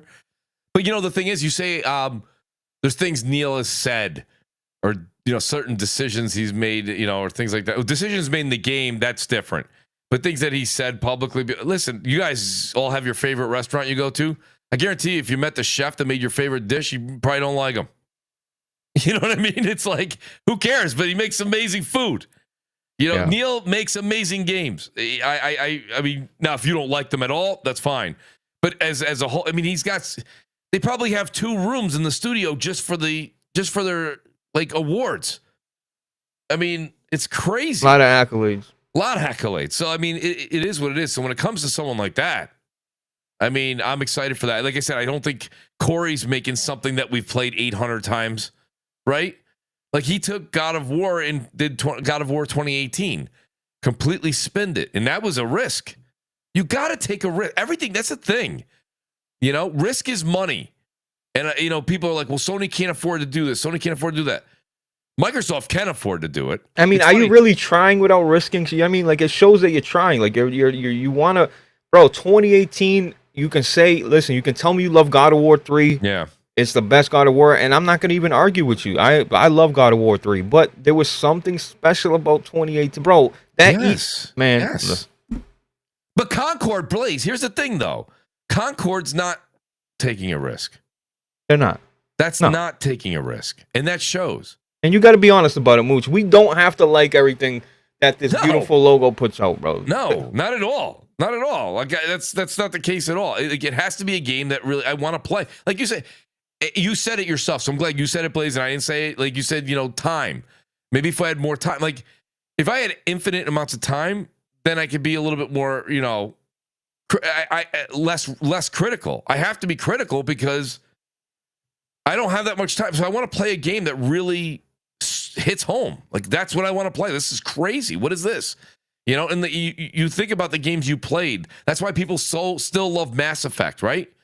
That changed a lot of the way that, like, Western RPG games were. And it was like, this is great. This is insane, And that changed the game. Gears of War changed the game. You know, God of War 2018 changed the game. Heck, Last of Us changed the game. You know, we've had narrative story driven, but not like that. The first scene in Last of Us, and it wasn't even, bro. The writing in the original Last of Us is not anything you haven't seen before, but it's so humane. It's so. That's why I'm a sucker for those post-apocalyptic games and TV shows, because every time they do that first season or that first game where they show you how life literally kind of decomposed quickly and martial law kicked in, seeing that. Right, I love that, and it hits everyone's, their emotions, because we know that that's something that could happen in a snap of a finger, and it's like, that's crazy. And to be able to recapture that in Last of Us Part 1, that's the things. Those were risks. A lot of money went into that, right? How much that mocap was? I mean, they said Neil was picky as hell. He was like, yeah, no, do it again. I didn't like the way that came out. Do it again. Nope, do it again. That's millions of dollars to reshoot that stuff over and over and over again till he felt the acting was right, the look was right, the technology was right. Like, that's a lot. So that's what's expensive. And the thing is, when Sony's like, well, some people are saying Sony can't take those risks. They have to. They have to take those risks. Well, that's what will keep you, that's what keeps you like thriving and pushing forward and continuing to be the market lead. That's how you do it. Once they stop and they just do fail safe, that's going to be a problem. So I want to see them take risks. No, me too. And Sony has been pushing new IPs. Say what you want. They've been trying with new IPs. Some of them hit, some of them don't. But for the most part, and I really mean this, I've enjoyed a lot of their new IPs. I think maybe all of them. Yeah, for the most part, really have. Days Gone, Order, Ghost. I've I've platinumed everyone you just said, except for, and shame on me, I've gotten through it. I got to actually going through it again. I want to actually just get the plat, except for the Order. Like Ghost. Oh my God, you platted the harder. The Order's the easiest platinum. I know it is. You just kind of go through it. I think I missed one. It's such a pain in the ass. I'm gonna play it again. It's only like 5-6 hours or something like that, but like, it's not a big deal. But like, my point being is, I've played all of them. The Spider-Man games are amazing. I know a lot of people. I don't know. I think Spider-Man 2 was an amazing game. I remember playing it. I was like, shit, this is. I actually like 2. I like 2 better than 1. Whatever it was, 2017, I think. 2018, right? Well, no, it couldn't have been, right? 2018 was God of War. God of War. It didn't come out same year. I don't think. I think they were 2017. Yeah, maybe you're right. It came out on my birthday. It was September or something. I remember the original Spider-Man. But the thing is, Spider-Man 2, excellent. Improved on gameplay. Is it more of the same? Yeah, but if you enjoy that combat system and you enjoy the traversal, and they worked on that too, wingsuit and all that, I got no issue with it. I feel bad for, that they've turned into like a Marvel fucking cookbook now. You know what I mean? This super chat, John the Black, thank you for the 5, says Astro Bot is a game you start a showcase with, not finish. Well, he's right. He's right, but that wasn't a showcase. Yeah, see, that's the thing. There's the fucking state of play that, they essentially doing the same shit, Mooch. They're just not showing the bigger games. They saved the bigger games for the showcase. I mean, that's it. That's the bottom line. They save their big studios for the showcase, and then you have games that we saw last week that go into a state of play. So John's right. He's like, that's a game. Astro Bot. If this was a showcase and you still had Corey Balrog's game to show, you still had Neil's to show, you still had Ben's to show, you still had Sucker Punches to show. Yeah, look, Astro Bot starts it for sure. He's dead balls accurate. But the problem is, this was a state of play, a 30-minute state of play with some third-party games baked in there. And but if that's the rep, you know what I mean? So all right, so what you're telling me, Mooch, and I'm not, you're right. State of plays are usually, mid, underwhelming, whatever. Okay, that's cool. I might pick that game up, type of a show. You know what I mean? Why not just... So Cassie with the $10 says, Blaze, I've been telling you the PS5 generation ain't it. It ain't hitting like the PS4. This would never happen last gen. PlayStation would have had a full showcase that was fucking throwing out heat. And she's not lying. No, she's not wrong. She's not wrong there. But this is... So wait, let me ask... I'm going to ask Casey a question, though. And I want to ask you a question, Blaze. Yeah. With Xbox seemingly... Right? Because what did we say? The last showcase was May 23. Basically 1 year away, 1 year before. Since Xbox came out in February and did that business podcast, and now all the talk is, basically they're leaning more towards third party. Casey's right, but does Sony really do they have to put a showcase out now? Do they? I mean, E3's gone. There's apparently, I don't know if you saw this, Blaze, but they're saying that Sony has something planned for what is it? Summer Game Fest. They're supposed to be doing something with Keighley. Could be a big reveal, because here's the thing. Keighley in the summer and Keighley at the awards gets the most viewership now. So taking over that stage and owning the biggest game release, not the biggest, but a big game release for that entire week of Game Fest, that's huge. So maybe we'll see a game or two that Sony's got, because Sony's one of the people that are definitely participating in the Summer Game Fest. And I don't think they're going to show up there and be like, hey, Astro Bot. So I think they're going to show something there. But no, Casey's not wrong there. They never would have done this before, but this is a different era. They don't have the competition they did. I mean, you could say whatever you want about last generation with Xbox One, but Xbox, they showed signs of at least fighting a lot through, right? They went and got Rise of the Tomb Raider for a year. They grabbed Titanfall indefinitely, the original one, right? They fought. Xbox is not trying to really take anything away from Sony at all. As a matter of fact, they're trying to sell them to Sony. So I think my answer for Casey is just like, yes, Cassie, right. By the way, it's Cassie. I'm sorry, Cassie. I apologize. Yeah. Cassie, that's the thing. I think it's like legitimately, like, she's right though. They don't have that fire. Why would they though, please? Like, who's pressuring Sony right now? Besides this super chat investors. This super chat falls right into the same. So everybody's kind of saying the same shit. There was a time where we got at least one banger a month. I feel like, and thank you for the 5. Anybody, like, he's basically saying, anybody trying to deny that you're cracked out, you're lying. But holy shit, who the fuck? Wait, what did he showed up? say? Hey, it's P-Rock. Oh my God. Oh. What's going on? Listen, once I saw Mooch and Blaze Saturday and Mooch live on camera, I had to. I gotta get on. Listen, I gotta get on. I gotta get on. I'm there. like, Mooch, and I can see Mooch. What? Are you kidding me? Listen, I'm missing. Hey, I gotta get me a hat. I gotta get me a solid. Buddy, Yes, I do. Absolutely. I recommend Solidcast. Go check out. That's what I'm saying. Blaze. I gotta get me a solid cast hat. So that way, every time I show up, Blaze has been telling me all the time. He's like, Mooch, get the damn logo of yours on a hat right now. And he says me the whole thing set up. So then I talked to my buddy who helped me, come up with the Mooch logo. I go, buddy, do me a favor. I need this in a certain, PNG or whatever the hell they need. No, I got crickets, so I gotta reach out to him again. I'm like, buddy, give me that goddamn PNG. No, good to see you too, buddy. Great to have. Man, he said P-Rock might be swinging by. I was like, let's do it. Absolutely.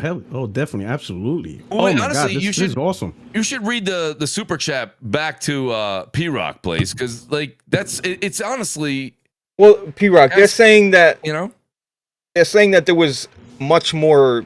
This would never happen last generation. That Sony would make sure they had a big AAA game ready. Like, I don't want to go back to COVID, but is this what the fuck is going? Like, what the fuck? You know what I mean? So what's funny is things happen different ways, right? And I think, and I'm glad Mooch is here, right? Because Mooch, let's be honest, how was the first 3 years PS4 in your eyes? How well did they do the first 3 years? Well, how was PS4's launch? I was just saying that to you. Was it fantastic? So the launch, right? Knack. Did you buy a PS4 for Knack? Knack, right. No. But now we see the what was it there? Shadowfall. What was the other game that Killzone. Godzilla. Killzone. You remember the first 2 years, right? It was pretty brutal. So that's what I was saying. I said Microsoft was fighting the first 3-4 years of the Xbox One, right? You had Titanfall locked down. They got Rise of the Tomb Raider for a year. Right? And then they launched with Dead Rising 3, Rise, Forza. Like, there was games out there to go and play. Don Matrick, baby. Right? Donnie D, baby. But this generation, it is different. And we do have to, no one wants to talk about it really, like I said, but COVID played a role early on. And here we are. The aftermath is now, P-Rock. Well, the point I'm trying to make is this. But after the Xbox podcast that we saw in February, why does Sony need to do all this stuff now? Well, let me go back to the point I'm trying to make. Yeah. Right?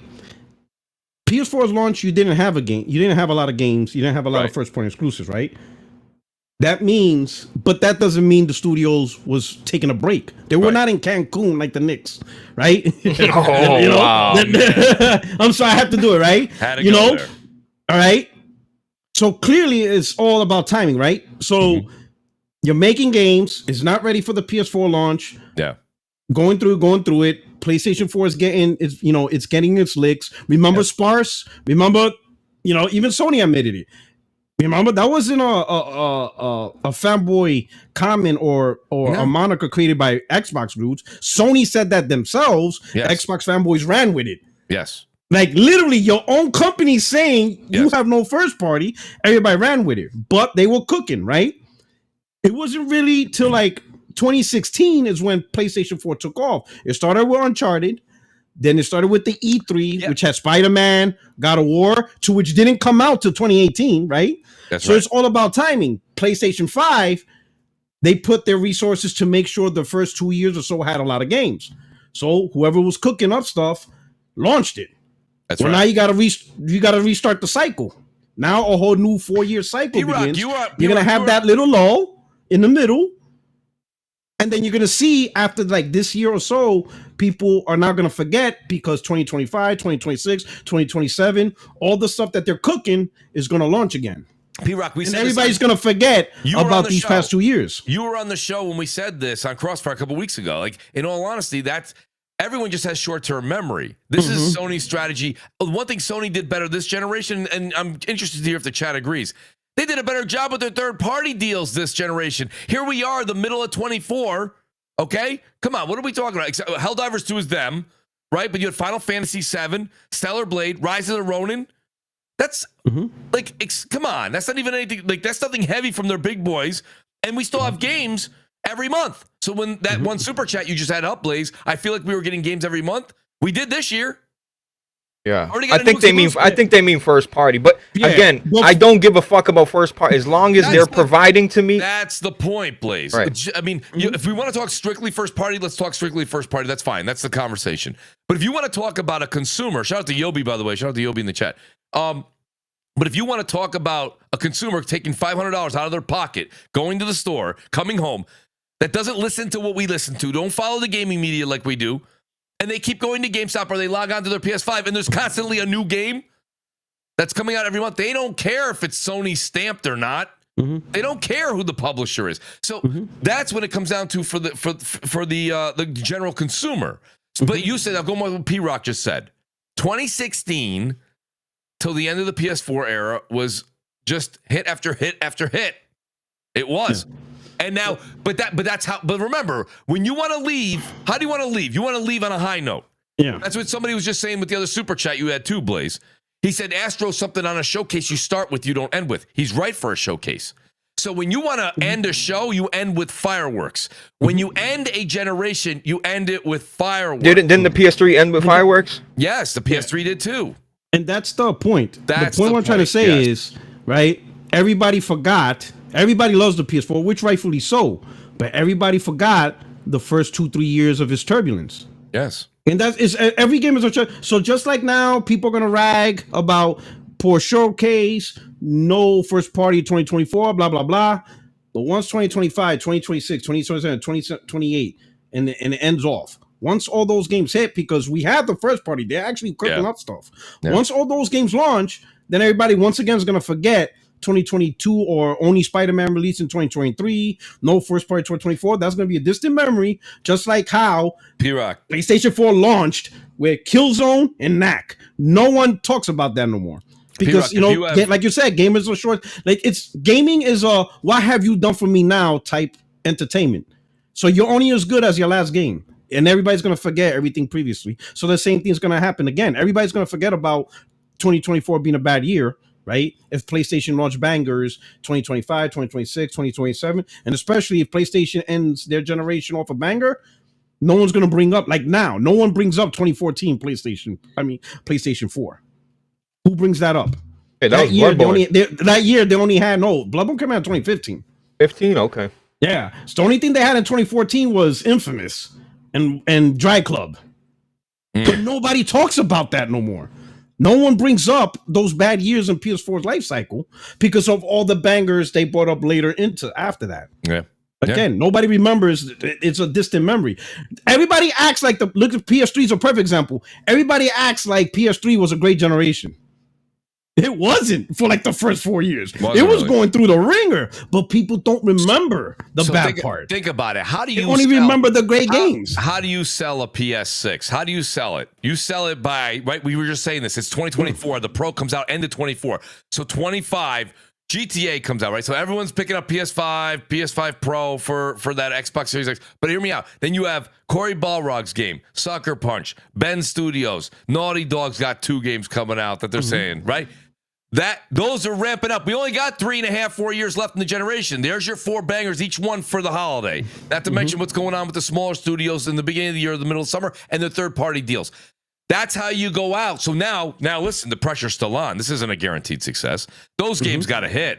Okay, the game's got to hit. They still got to be good, yeah. But let's give credit where credit's due, right? Ben Studios, Sucker Punch, Neil Druckman, Cory Balrog. If people want to say those guys are going to drop the ball, that's on you. I don't think they will. But you know what I mean? Like, it is what it is. So you're going to end a PS5 on a high note. And what does that do? That helps Sony do what? Sell PS6s. Because PS5 is going to go out the same way PS4 did in everybody's head. Oh my God, it was amazing. They went out on top. I got to get a PS5. And the PS6 is not going to have the same, issues they did in 2020 because we had with the limited stock and the pandemic. They're going to be able to get their product out there to people who want it that very first Christmas or that very first holiday. So this is the same thing. Me and Blaze were saying this before you got here, P-Rock. History repeats itself.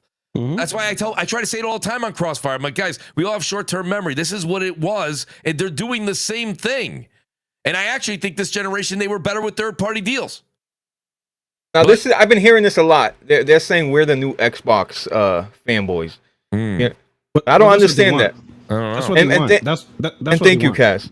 But like, Cass. but like, seriously, why? Like, just because we're complaining a little bit or pushing back against this dry spell that really, like I said, it's a dry spell if you're looking at it from a first-party output. But if you're looking at it for just games that we're getting, I've argued this all the time many shows ago. Rise of the Ronin, don't give a fuck if it's first-party or not. They have something in store for me. They looked at the calendar. They made sure that they had a game coming out for me. Like that. That's just how I look at it. Do I want the Naughty Dogs and the Sucker Punches? And all? Of course. Who doesn't? Right. But at least they're giving us something. Well, I mean, everybody's coming down. Everybody's coming. I'm gonna throw one thing, and then P-Rock take the ball and run with it. But like everyone's saying, where's Naughty Dog's game? Where's the Coalition's game?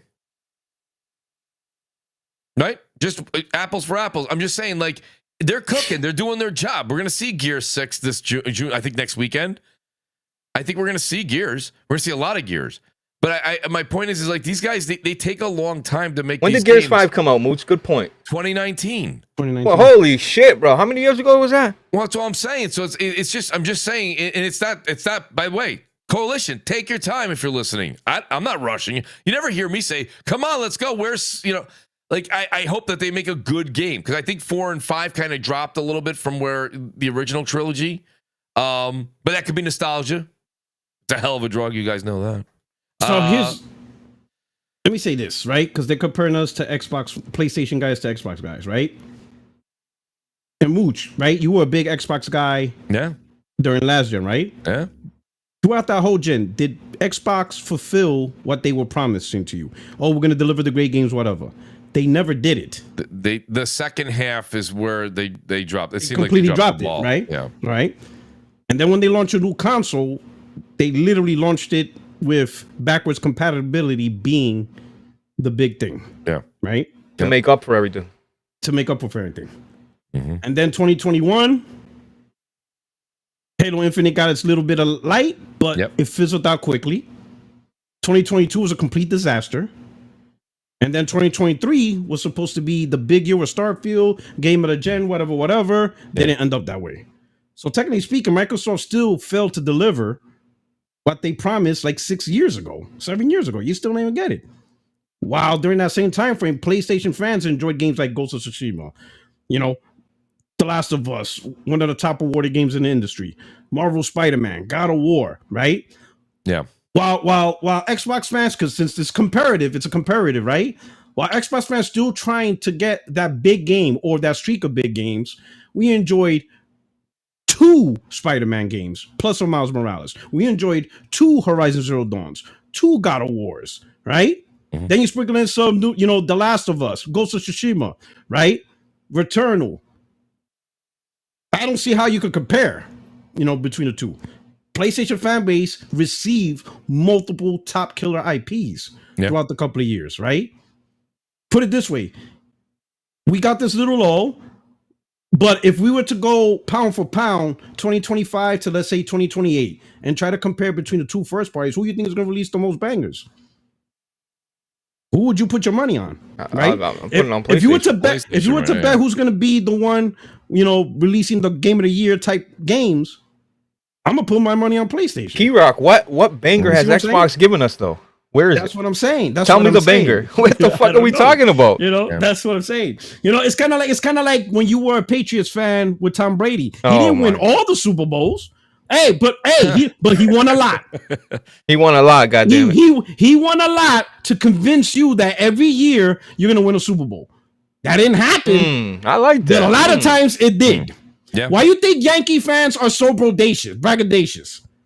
Because as a franchise, they won a lot of World Series. So because of what they did, So PlayStation's braggadocious. They're very braggy, very fanboys, because Sony did deliver. Does that mean you're going to win every year? No. But if I had to put my money on between Microsoft first party and PlayStation first party, who's going to win the most game of the years? Who's going to get the best, highest rated games and all that stuff? You would be nuts to put your money down on Xbox. Yeah. And, a lot of people thought the tides, they thought the tides would turn and when they got like Bethesda and this and that. But the thing about it is that like Starfield, I don't think Starfield delivered on the hype. I don't think it did. It didn't win the awards. That's what P-Rock just said. That was supposed to be the game of the generation, however you want to put it. But like, I do think that's the one thing. And you have a situation right now where the same thing that I said back in the early Xbox, they say the same thing now. The games that came out, Xbox One, P-Rock just said it himself. Like those games were good games. They came out Dead Rising 3, Forza. Like I said, they got Lockdown Titanfall. Who cares if it's first party? Me as a consumer, I didn't care. I'm like, this can only Titanfall I loved and Titanfall. Bro, they had a custom console for Xbox. Yes, bro, they were all in with it. They had the controller. I still have it. It's right behind me. It's crazy. Now this year, I think that this generation, I think that Sony did the better job out the gate so far. And like I said, here's a gear that's a great example. Outside of Helldivers, Final Fantasy VII, Stellar Blade, Rise of the Ronin. Like, you know what I mean? It's like, they gave us games every month and a half, 2 months. And then you're going to have, again, I know people are not excited about Concord, but nonetheless, they said that the next big games are going to be coming out in 2025, I guess. April 25 is when we're looking at one of the bigger games coming out starting from that day forward. So you're going to see Concord, Astro Bot. You're going to see Silent Hill 2. You're going to see Until Dawn remakes. That's what you're going to get for the rest of 24. It is what it is. By the way, if the chat goes, that sucks, I'm not in on that. I'm not saying you're wrong. That may not be your cup of tea. But like that's what you're getting for the rest of this year. And if we do get a showcase in September timeframe, right, when around the PS5 Pro release time, you're going to see games coming out for 25. Not for games coming out in November, December this year. It is what it is. It's cyclical. It's all P-Rock just said it. I love how P-Rock came in and said that. Blaze, we've said it 3 or 4 times on 2 different subjects. The history repeats itself, even with the games. Not just the way that the consoles went and everything happening basically in the same fashion, but the way the games released, the dry spell, and then how they ended strong. It's the same exact thing as we went through. So if you're a PS5 owner right now, it sucks to wait, but you gotta wait. But why are you waiting when you have Stellar Blade, Final Fantasy VII Rebirth to play, Rise of the Ronin, Helldivers 2, Last of Us 2 remake, all that, and it's June 1st. This is not even an Xbox thing. Where are these bangers at though? Where are the bangers at in general? Third party, like where are these new innovative games at? They're not. They're nowhere. No. P-Rock, what was your score for the state of play? I'm curious. To be honest, I just came through it. It was like once I was watching, I'm like, oh hell nah. More often than not, man, state of plays aren't that great. That's after what I saw the very first one, the first one that they ever did, I streamed it. I did the whole tune in live. After that, I said I will never do this crap again. I'm never gonna live stream this thing ever because I already knew what it's about. No. Once I saw the first one, I'm like, this is just a low dingy. More, I saw it as more, more often than not. Help get third party deals, multi-plats that Sony wants to try to market and stuff like that. And I'm like, all right, I get it. Give some indie helps, give some loves to the indie games. I'm like, I got it. But after that, I was like, I'm not gonna schedule my time around this stuff. Like, I already saw what it is. No, a lot of people say the same thing. They're like, Mooch, you're gonna do a live stream. I said 2 reasons. First of all, not for a state of play. And I said, second of all, they're gonna hit me with at least 2 or 3 sound clips. Yes. Right, and the whole thing will be muted the next day, anyways, for people to watch. Yeah, so like, and then you'll get your channel flagged because one distinct music is like, who the hell is this artist? It's so all like, get out of it. It's just not worth it and stuff. Well, there's a few games I am interested. I'm glad there's still some games that's coming out for VR, so that's pretty cool and stuff like that. I know a lot of people are excited for Astro Bot. I'm like, I'm not really into platformers. It's pretty cool. Or whatever, but I'm like, all right. I think the biggest impact was Concord, and not in a good way. I was like, oh damn, P-Rock, I'm fucking taking like, what the fuck? Oh man, I'm gonna say this. Yeah, I'm gonna say this. I'm gonna say I'm proud of you a little bit. I'm gonna say this. I'm gonna say this is but this is the same thing I say to almost every game. That's what's funny. Like, just because it's a PlayStation first party doesn't get excluded from the same criticism. If you create a live service multiplayer game, and the first thing people say, oh, it looks like, and they name another popular service game, you're already in the loser's box. You're already in the penalty box. You already started out a hockey game with 4 players. You already, you know what I'm saying? Because that is already telling people that your game is similar to a game that's already established. In this case, Overwatch, right? People looked at Concord and they're like, oh man, that looks like Overwatch. That's the last thing you want to happen. Because now you're competing with a game that's already established, already has a fan base, people sunk already hundreds and thousands of hours into, they spent countless money, they already have their friends, all that stuff.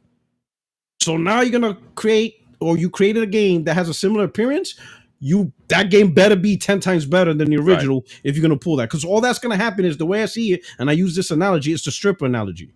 You're married, you got your house, you got your kids, investments, all that. Well, that one Saturday night, your boys be like, yo, check this out. We'll go to a strip club. Beautiful lady. She claps her butt cheeks. But when the night's over, who you going back home to? You're going back to wife. Unless you pay a good amount. Yeah. Overwatch is the wife. If you expect that stripper to leave, her husband to leave, you better bring something big to the table. But that man's not staying. Here's your dollar bills. It was fun. Gotta go. And that's going to be Concord. The first week, everybody's going to jump up, unless it does something amazing, or it's the Overwatch people actually want, because I guess some people aren't happy with Overwatch 2. It's got to do something big. See, this is, and I know some people try to compare, like, well, they said the same thing about Helldivers, but I'm like, what popular multiplayer game out there is like Helldivers? There isn't. No, Helldivers like with the extraction. The extraction thing is not a new thing, but it's refreshing. It's been a long time coming, right? Yeah. So, but this is legitimately, like refreshing. You said, P-Rock, this is a clone. This is legitimately the same thing. So, what I think, the only thing I think saves it at this point is, we were talking about this. I think the game needs to be ready for this. As P-Rock might leave the show, I think it needs to be $40. I think it needs to be free to play.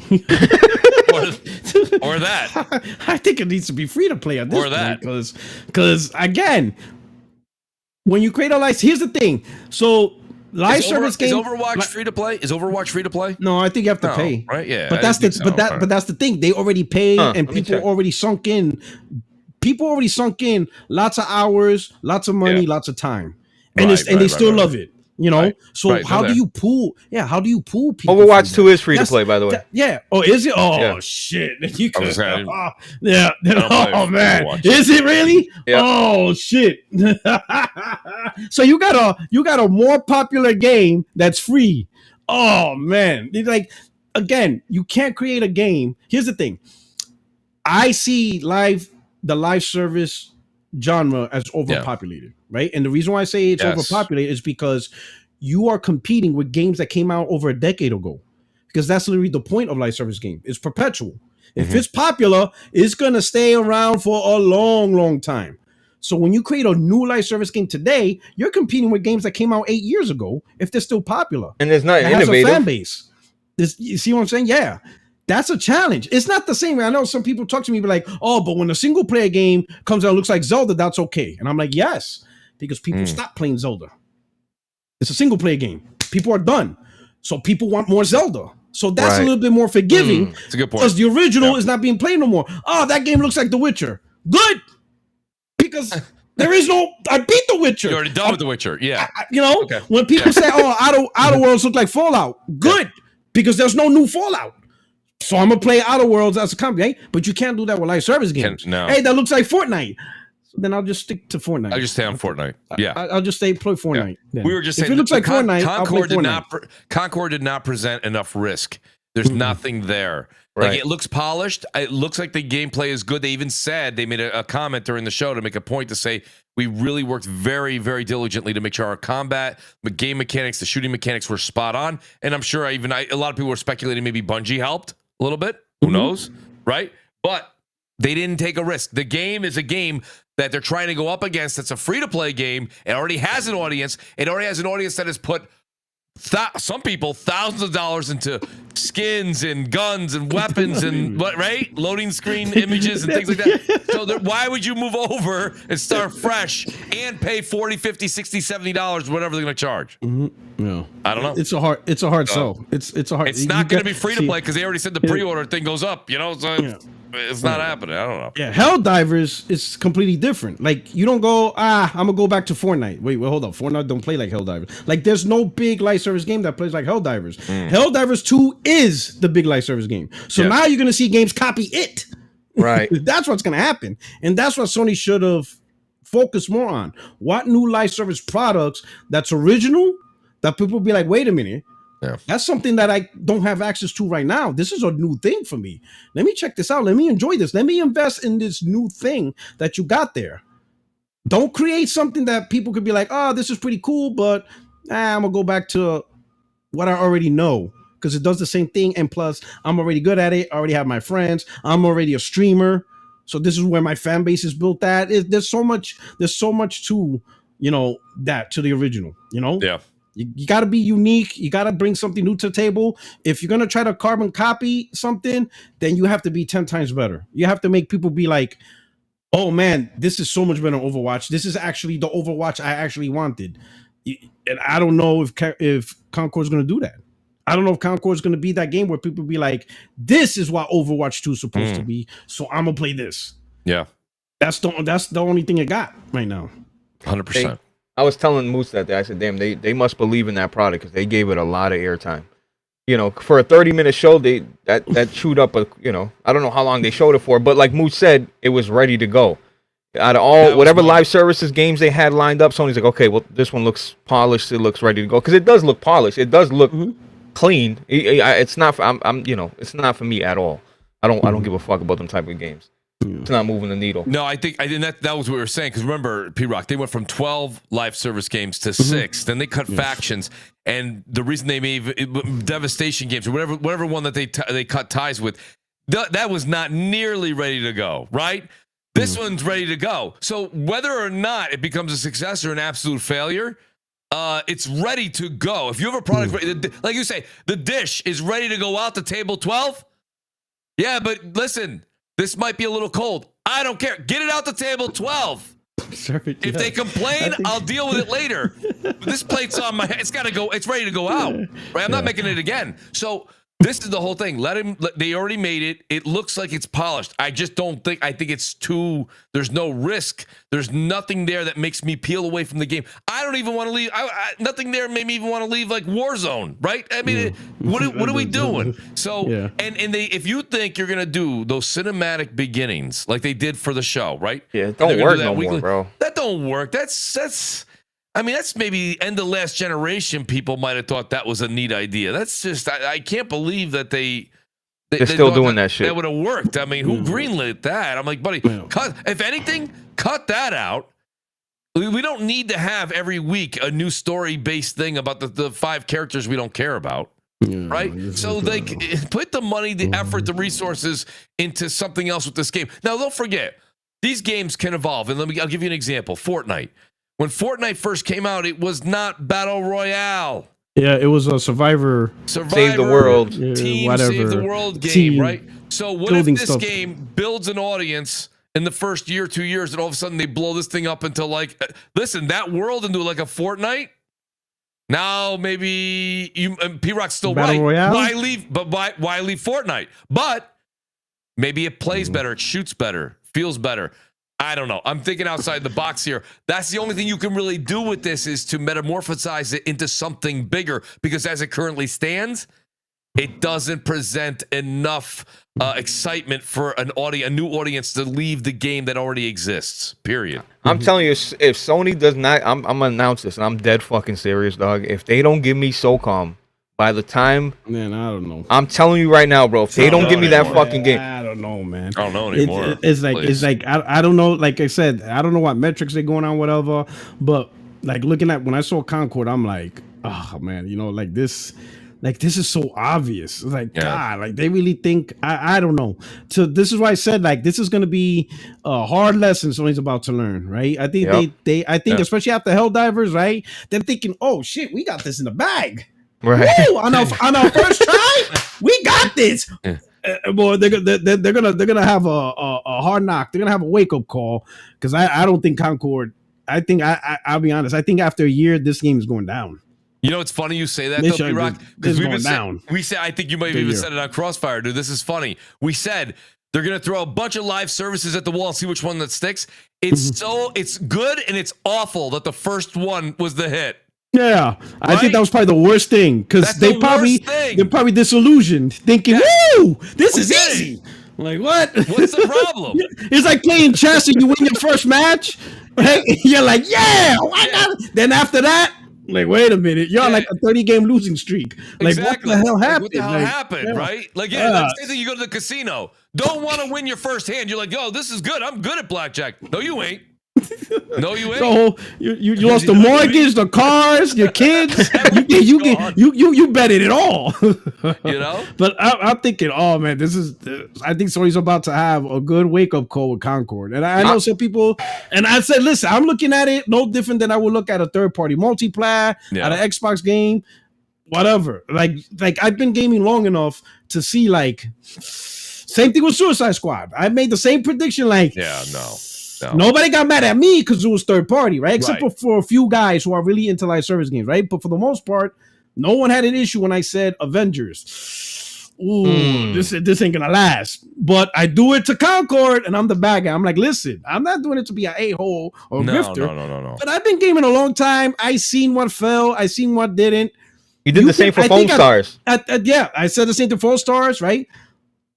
I tell people, we've been gaming long enough. We've seen flops. We've seen games that flopped. We've seen anthems. We've seen all that stuff. You can tell when something might not be like, oh, you can still like it, but it's funny because I hear you and I think about that, right, P-Rock? But then I sit there, and if I could just take us back in time, if I could take you back to November of last year, and you had a closed room at Sony Studios, and I said, P-Rock, I present to you Hellblade 2, or pardon me, Helldivers 2. So you sitting there and you watch it, and you see 4 guys playing. You don't hear the commentary. You see them shooting each other. You see the explosions. You see like the arrows pop up on the left side of the screen. And I go, P-Rock, this is the next big hit. The thing you would say is maybe not, right? My point is that's what Sony's thinking with Concord. This is, they're saying, we got to try it, see if we can steal that audience. If you have 250,000 concurrent players on Steam, I'm using Steam because the numbers are out there, playing Overwatch. Let's check their numbers. What do they got? Can you check? What if Sony steals 100,000 of those people? So the thing with Helldivers that's what they're thinking. Yeah. So here's the thing with Helldivers. Let's say if I was in a room and I saw it, the first thing I will ask, if anytime somebody brings a live service game, the first thing I will ask, are you copying a more popular game? That's the first question I'm gonna ask. Because if you are, again, you're already It's like starting a baseball. It's like starting, a baseball game, and you're down 10-0, and the game hasn't even started. You still have to pledge allegiance. You're like, they already got 10 runs on the board. Pledge of allegiance. How did they get 10 runs? You're behind the. You're way behind the ball. Looking at Helldivers, I'm like, okay, this is unique. This is different. Extraction is different. It's something that we haven't had in a long time. But has a Starship Trooper type of vibe. Right. That's pretty unique in gaming. Right. This might work. All right. Now you show me the next game. All right. Now that you guys show me Overwatch, where's the game you actually made? That's what I would say. Right. Why are you showing me Overwatch? Is this like the DLC to Overwatch? No, that's our game. So what's going to happen? This is your game. This Overwatch DLC. Oh my God! I'd be like, you know what? I quit. Well, Marathon is supposed to be an extraction game. Yeah. Right? Is it? Mm-hmm. Yeah, that's what I thought. I read. I still believe in Bungie, bro. I believe in Bungie, bro. They hired. Yeah. Didn't they hire? And Chad could probably correct me, but didn't they hire one of those guys who worked on Overwatch, like the superhero game or something? Because they hired like a year ago. So it's like something, and then everybody's thinking, wait a minute. It's like Bungie, because when people found that extraction game, a lot of people were like, wait a minute. Yeah. Because for whatever reason, extraction games isn't really that a big popular genre for multiplayer. It's not a very But Chad, if you could correct me if I'm wrong, but didn't they hire a director from Overwatch or something? I'm sick of live service. I almost want, I'll be honest, a couple of these games to fail, bro. They just make their just make your traditional Sony, you know what bread and butter is. Keep doing it. Come on, bro. Make it I'm not saying I don't want multiplayer. That's not what I'm saying. I'm saying I hate the term live service. I hate Rainbow Six Siege. I just seen a post I was on Twitter. I'm like, wow, it's been around for fucking 10 years. It's still around. Still 10 years, bro. And notice we haven't got a new Rainbow Six Siege game single player since. Nope. That's it. It's making money. Done. That's it. It's done. It's over. And the single player games were awesome. Rainbow Six. They were great. We're not seeing that ingenuity anymore. We're not seeing that. You're not seeing that spark of creativity. You don't see it anymore because right now it's not. If it's not safe, it doesn't make money, and that's the thing. Everybody wants to make money right now. Look at Microsoft. They went and they bought Activision just because they'll have that Call of Duty money coming in for ages coming through. Right? It's just a safe bet. You can make a multiplayer game, and if the gameplay is exceptional, people will continuously in modern gaming, they add microtransactions, they add skins you can earn, but there's old-fashioned games that people play every day because the gameplay was excellent. You can still do that. I still think old-fashioned multiplayer can stay afloat out here. I think it could. If the it's problem is well corporate. Done. Corporate's the problem. The guys who graduate from Harvard, who probably never played a game in their life, they're the ones making all these decisions, right? Crazy. Because look at Warner Brothers. Warner Brothers are doubled down. They're gonna double down on live service games. Live service. Squad. But here's the irony: Suicide Squad. Hogwarts. It's still charting. Yeah. But they don't give a shit. You would think holy cow, Hogwarts Legacy is still one of the top selling games in 2024. We released this last year in 2023. Yep. Oh my God, this is what gamers want. God forbid they actually make a product gamers will buy. God forbid. I used to think that's how things were. We make a product, people want to buy it, we're going to keep making that product. No, not in this case. They're hey, you guys like Hogwarts. You don't like Suicide Squad. Yeah. Let's make more Suicide Squad. Yeah. What?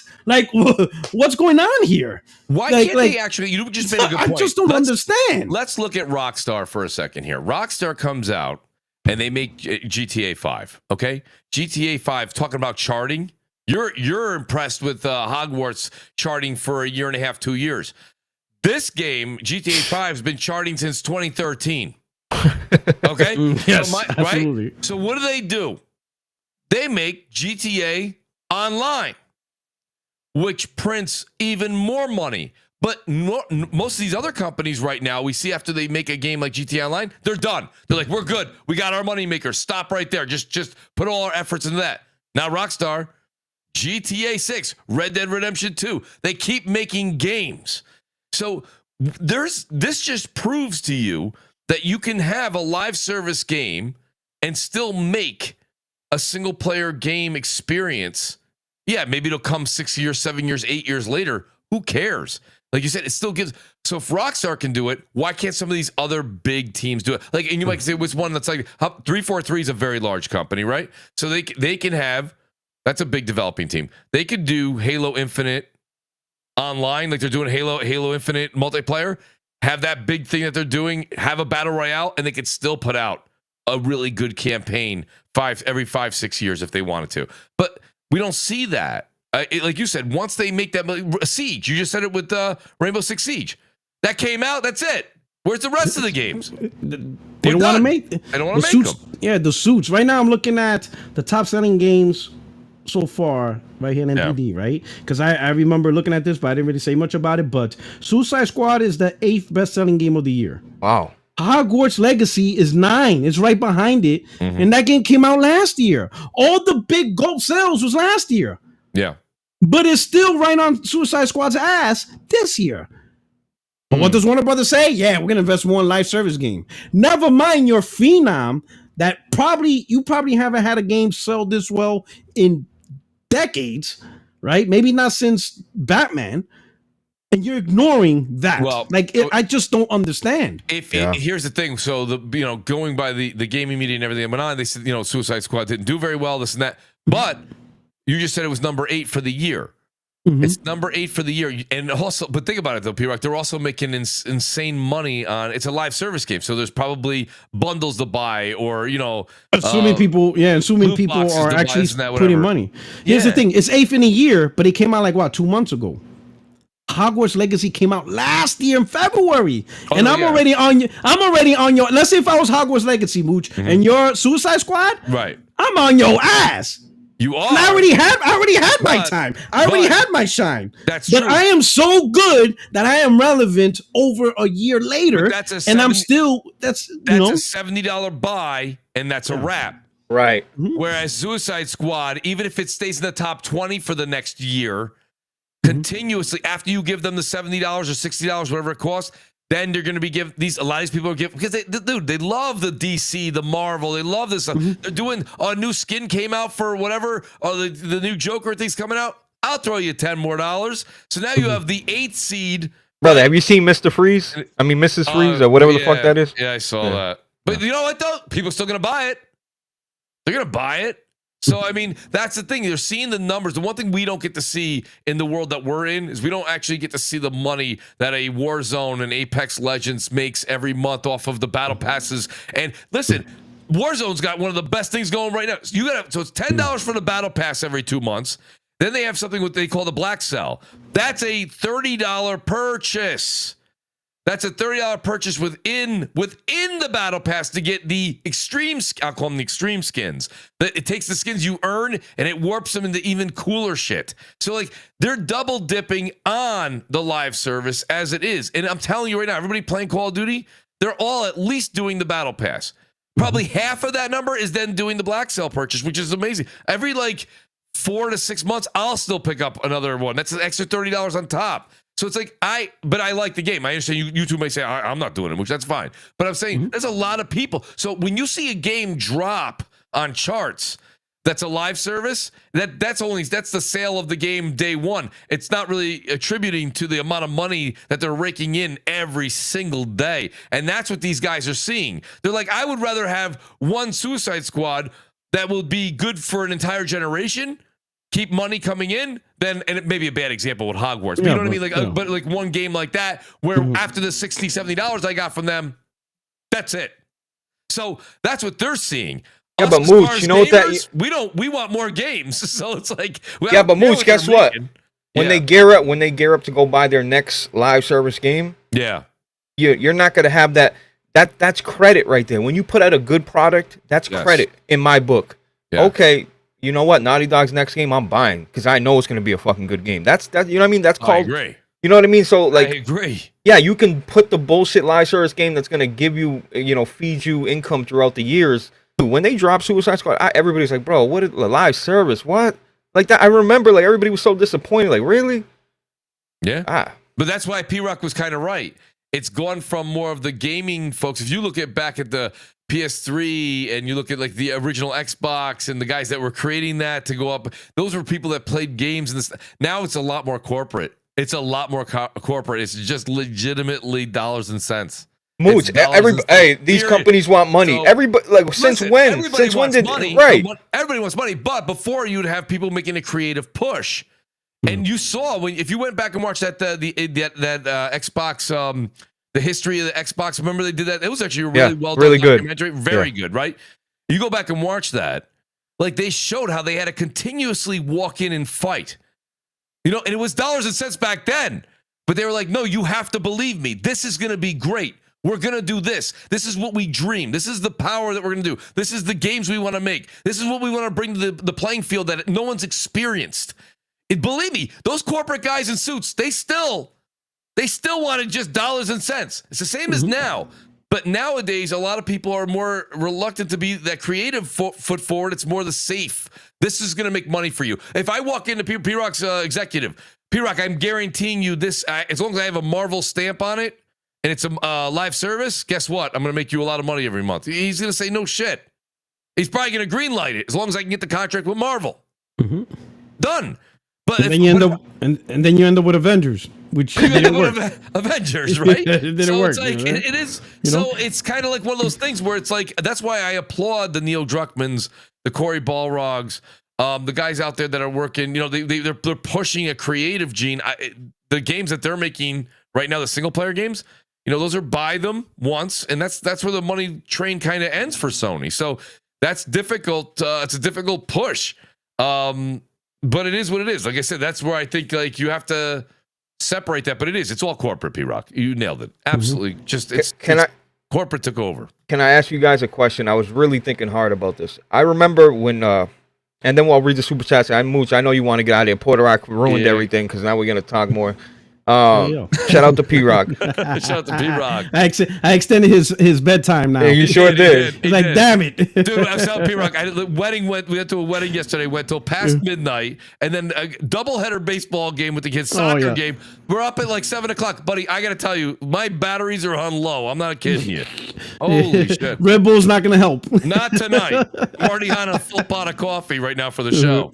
You guys remember when E3 was going away? Yeah. I just said to myself, damn, bro.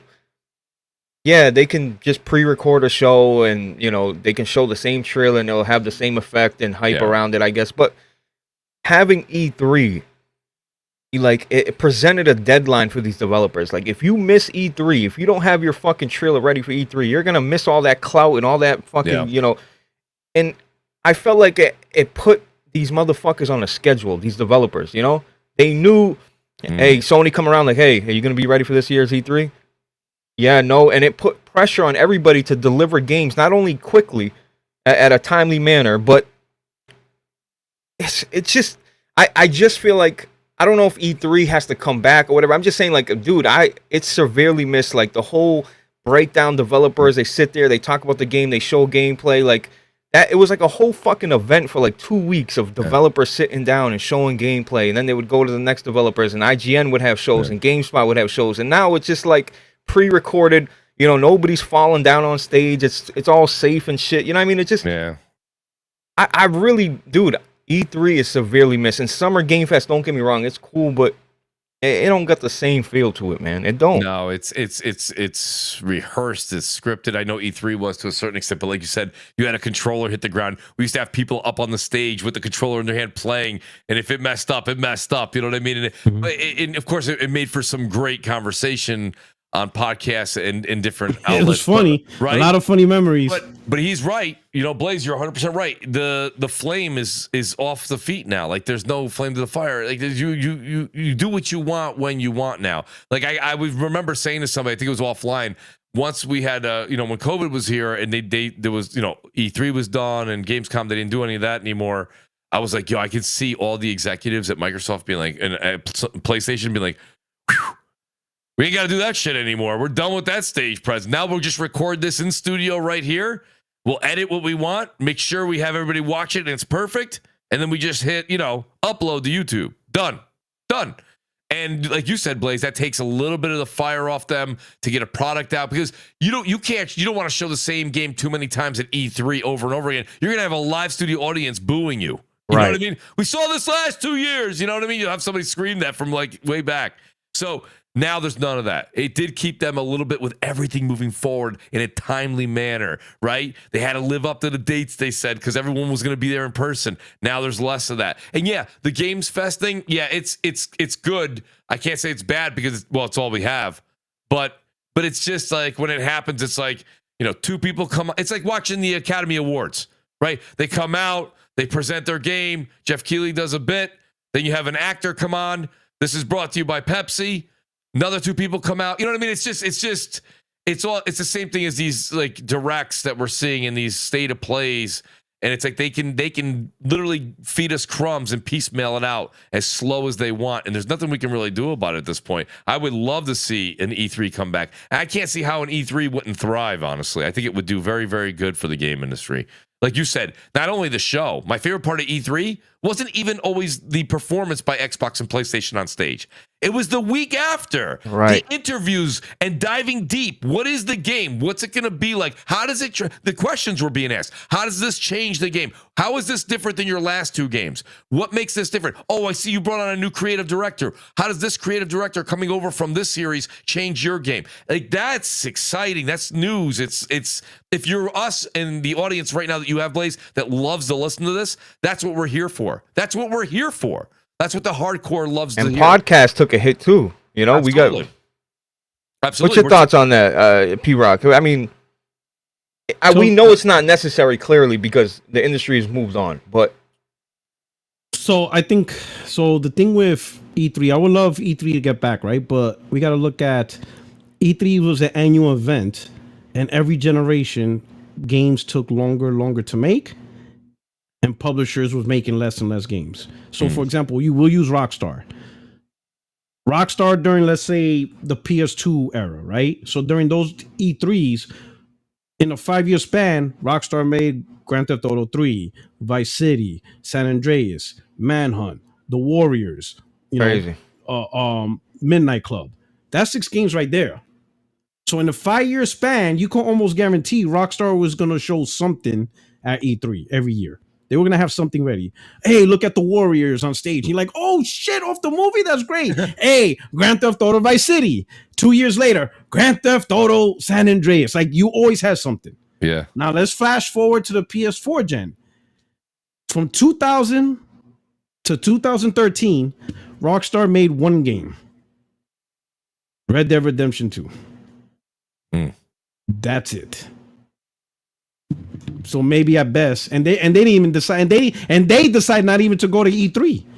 They didn't show that at E3. They said, no. So you don't even get Rockstar at E3. So with less developers putting their games on E3 by choice, less publishers making less games, so you don't get like a whole whatever. There's not enough content. I mean, let's look back at our channels. More often than not, we probably were disappointed in E3 than excited. There was probably, if you could think about it last gen, how many E3s were exciting last gen? I'll be honest, the one I could say I was excited for was 2016. And that was because of Spider-Man and God of War.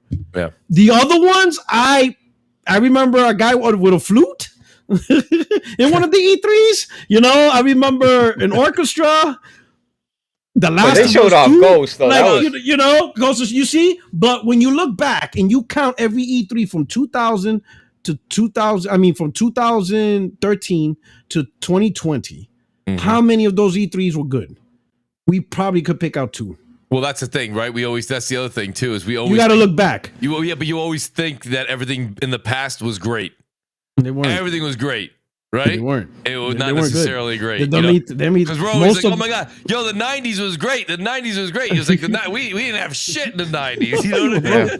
You know, but when you look at the last couple you know? E3s, we actually bashed the E3s more. Again, the most memorable E3 was 2016. That was memorable because that was like, what the hell? Like Spider-Man, like holy it's exclusive to PlayStation? Like what happened? Yeah. Like how and then we saw God of War, we're like, holy shit, this is a whole new dynamic. Like everything that, and after that, all the other ones, I'm like, but again, everything after E3, yeah. But it would, like Mooch said, it's not just the showcase; it was the developer breakdowns and all that shit. You know what I mean? Yeah. Can you remember them? Hell yeah! Oh, yeah. Which one you remember? Well, I don't remember. Like you're saying, this guy the said Spider-Man developer breakdown. I remember. But like, do you remember Days Gone developer breakdown? Do you remember? Let me ask you this: 27 right now. I'm a shotgun. 27 E3. What was the big game of E3 in 2017? Oh, I don't know. I don't know. 2017. Shit. Right? I don't know either. I don't know. Without looking on Google, I can't tell you what I cannot tell you any game that was shown in E3's 2017 right now off the top of my head. I can't remember anything. I know. I'm just telling you, I enjoyed the breakdowns. I just did. Whether I remember what it was, I did. Mooch is like, holy shit! Like, listen, did E3 2017 even happen? E3 2017 was that God of War because it came out in 2016. I don't know. I mean, no, you make a good point. It's not like it's not that memorable. But it is. But like, it was more of the enjoyment of what came out afterwards, right? Not the memory of it. Like, yeah, because come on, they're sitting there talking about like how they developed and what they brought into it, and the studio grew like this, and it's like, yeah, I don't, no one remembers that, but.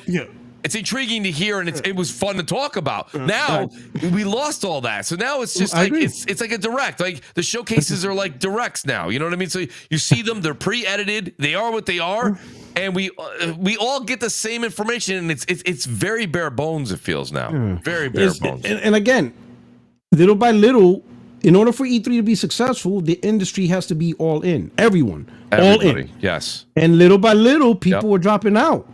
Yep. Or some people just don't make enough games to actually fill the show because the games are taking longer to make, or they're still focusing on live service games. You know, for example, Rainbow Six Siege became popular. Well, we're not making Rainbow Six Siege no more, which means you're not going to get a new Rainbow Six Siege at E3 stage. Yeah. That's over with. Yeah. Rockstar says, yeah, we're not going back to that. We make one game a gen, and we rather show it on our own terms. Yep. All right. So who else is here? Yeah, there's no point in showing. Remember, some of the E3 still showed Madden. After a while, that got old. So now you don't even get that on stage. You don't get NBA 2K on stage because nobody really wants to see that. They come out every year. So you take that off the list. Like, what else is there? Like, goddamn, P-Rock. You know, I wanted you to be nostalgic and say, yeah. No, but I'm also thinking, who's going to be there? Yeah. Yeah, no, you're right. Who's not going to be there? You do need buy-in from Who knows when CD Projekt Red makes a game? You have to, and when it does, everybody. It'll be years before they're on the E3 stage. Yeah. What was Sony's show? Who the fuck? You know, see what I'm saying? Yeah. So games are taking too long to make. Right. Some publishers don't even bother. Right. That's why I think Sony dived down in 2019. They saw this coming. They're like, this shit's a carcass. This shit's on life support. Like, why even bother and stuff like that? They're spending all that money on billboards and shit. You know, and if you even look at Summer's Game Fest, 90% of it is indies. Yeah. A lot most of it, a lot of, and that's cool. I'm not going to be mad of it. It's fine. Indie needs some shine, but let's not pretend he replaced E3. He didn't. It's not the big spectacles. It's not the big showcases. It's not all the big titles. He might get one surprise if it's ready, you know. But most of it is going to be an indie developer or a AA game, which is nothing wrong with that. But he didn't. No, but you're right. He'll get one or two surprises, something from Sony, something from Xbox. You know, because he's got to have something to highlight the show.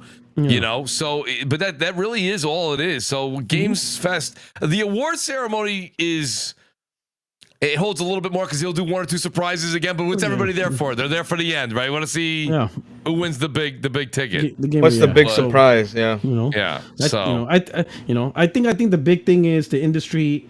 I think that where the industry and I'll say especially Sony, because I don't think Nintendo has this problem. But the big gripe I have with PlayStation is, I get it, the live service game trying to make money, but at the same time, they know that their Sony IPs, their franchises are a huge deal. They even call them tempo. This is why PlayStation is known for. Franchise, yeah. Got it. So if you know these games are your tempo franchises and your developers are making them, why not also invest in the studio to make them bigger so they can have them do more than one project? That's what I was just saying to you, though. That's P-Rock. ridiculous. You can have your cake and eat it too if you actually look It's at it. Rockstar is putting out GTA Online. It's printing cash. Now they have GTA 6 coming out. They did Red Dead 2. You can do both. And not all studios. Okay, not all studios. But like a 343 could do it. Yeah. If Rockstar could do it, like I only pick on 343 because I know that they have the money, they have the employees, they have the backing, right? You know what I mean? Could Naughty Dog do it? I think Naughty Dog, if they didn't do, I don't know if they could do a live service. I think they would have to build it and then they would have to hand it off to another team to keep that live service up, because you cannot have them doing. You can't take Neil's primary AAA guys, stay on the live service factions too, and then tell them they also have to make a brand new IP. Yeah. That's a lot for that team. It is. So the advantage Sony has is much bigger. Rockstar as a developer, because it's their IP, GTA, they have to balance GTA single player and the online. But Sony doesn't have to do that. Yep. They can have developers strictly focus on live service games, and they could be like, hey, Sony Benton, this one game every 5-6 years doesn't cut it. We're going to augment you. We're going to give you more resources, more support. We need you to manage 2 teams. One team could focus on the big AAA. The other team break out, like Miles Morales, Lost Legacy type games. Something you can knock out in 3 years. Because think about it, it's 2024. Their last game was 2019. Sony Ben's last game was 2019, and we haven't seen nothing since. They could have knocked out a AA game in 3 years. Absolutely. They could have knocked out a AA game, but they can't because they're only built for one game, and that one game's a big AAA. They could have invested into that studio, be like, and here's the beautiful part. That smaller team could have developed a lower budget AA game, something similar to a Miles Morales, Lost Legacy. They could twiddle with some new concepts, some new gameplay mechanics, and they could be like, refine it, and then put it towards another AAA game in the future that already has all this stuff ironed out. So they could use these smaller AAA games to test out some game mechanics, kind of feel out how the audience likes it. And if it has a great reaction, you know what? This is really good. We're going to double down in a bigger AAA game. Hey, studio, make a new smaller AA game. Test out this concept. Test out this, gameplay. Test out the storyline and see how the audience reacts. Man, this is another hit. Well, we're going to make that game a bigger budget, move it on to the AAA days. And they can have this nice, virtuous cycle where the smaller team develops these AA games, the bigger team develops this AAA games. Who knows? Let's say if it takes 6 years to make a game, that AA team could make 2 games. 3 years apiece. So that way, hey, Sony Ben's new game. Sony Ben new game. And then, hey, Sony Ben's new AAA game. Right. And it's a consistent cycle, Aren't they moving that direction though? Aren't they doing the AA shit? I don't know. I don't know. I don't know how they're doing it. I don't think Ben is. I mean, Ben's like you said, Ben hasn't done anything in a long time. I think the only thing is that when you if you look at your example, though, you gave 2 examples, but they're very different examples. You said Miles Morales and Lost Legacy. Miles Morales, again, Marvel. Bad example because that charted forever. True. I think it still charts every couple of months. It resurfaces back in the top 10 again, right? That's how popular that is. Lost Legacy, we ain't seen in the charts in a minute, right? That was gone. But it was still successful during its time. Sure. Now we're just talking about the levels of success. What I'm talking about is timing. So Spider-Man came out in 2018. We didn't wait 5 years for the next Insomniac game. It came out in 2. 2018 was Spider-Man. 2020 was Miles Morales because it was a smaller scope project. And then the following year, Ratchet and Clank. And this is why I'm going to bring up Ratchet and Clank, because Ratchet and Clank introduced mechanics that you saw in Spider-Man 2, which was the portal coming in and out. Yeah. They tested something in Ratchet and Clank, and they're like, man, this works. Yep. We're gonna put in Spider-Man 2. Put it in the big game. The And biggest, that's absolutely. what I'm talking. And that's what I'm talking about. Cyclical. Keep that momentum going. Don't go, hey, I release a game and then chirp. But you know what's funny though, and it's funny we say, okay, if Insomniac can do it, everybody can do it. It don't work that way. It doesn't always work that way. You said it yourself. Listen, the Yankees, they got so many damn pennants, right? You guys win so many like championships, this and that. We're literally one subway ride away from you over in Queens, and we can't do what you do. And we got probably the richest guy in baseball as our owner. Still can't do it. So it's not like just because you have the money and you have the means that you have the ability to put those teams. You understand? Like, that's the thing. So it's not always the same thing. So the success that you saw with Insomniac, I'm not sure I could sit there and say that we could see that Ben could do that same cyclical move of having AA game and then another AAA game, then a AA game, then a AAA game. Well, that's a very listen. Insomniac's just extremely. When people say, "Oh, I hate that they're becoming," just a Marvel thing. I understand if you want to say that as far as creativity and this and that, but the talent over there is immense. It is immense. And I don't know. We haven't seen another team do something to that caliber. Like you just said, 2018, 2020, 2022. And now we're going to have something. I mean, Wolverine's. And we have Wolverine. Wolverine too. But the thing is, though, Insomniac already had 2 major development studios. A lot of people don't know that. One of their development studios in Raleigh, North Carolina, and the other one's in Santa Monica. Yeah. So these guys already had 2 main teams. Right, so Sony was really good at buying the studio because they already had a studio that kind of was already a team that was already able to manage multiple projects. Because remember, they were independent, so they had to be smart and they had to be prepared to make multiple games to either get ready for an exclusive with PlayStation or make a multi-plat with another team. Right, going back and forth. So they were already kind of built. My thing is, Sony at the big top should have looked at Insomniac and be like, you know what? I like this model. I like what Insomniac got going on. They got a team here. They got a team there. They share resources. You know what? Sony Ben, I'm going to do the same thing. Sucker Punch, I'm going to do the same thing.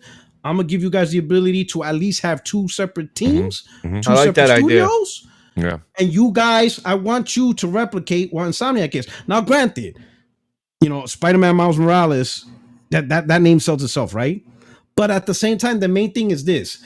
If let's say Sony Ben was built that way, all right, so you release Days Gone in 2019. 3 years later, 2020, 21, 2022, you release a AA game, maybe a new IP. It's not super big in scope, but it's generally a good game. Something similar to Lost Legacy. And you're like, this is a really good game from Sony Ben. Then another 3 years later, another AA game, right? Or maybe your AAA game that you've been working on finally comes out. Well, you don't have this big 5-6 years lull. To me, developers should be looked at as planes. As long as they're grounded, you're not making money. You got to get them off the ground. Clean the seats, get the pilots in. Ladies and gentlemen, buckle your seatbelt, get that sucker in the air. But you can't go 5-6 years and do nothing, like absolutely zilch. One, that's not right for the studio. Because now you put absolute maximum pressure on their next game. Because the longer you make them wait, the more expectation that game. That game better be good if you make people wait. 2, it's not fair to the console owner.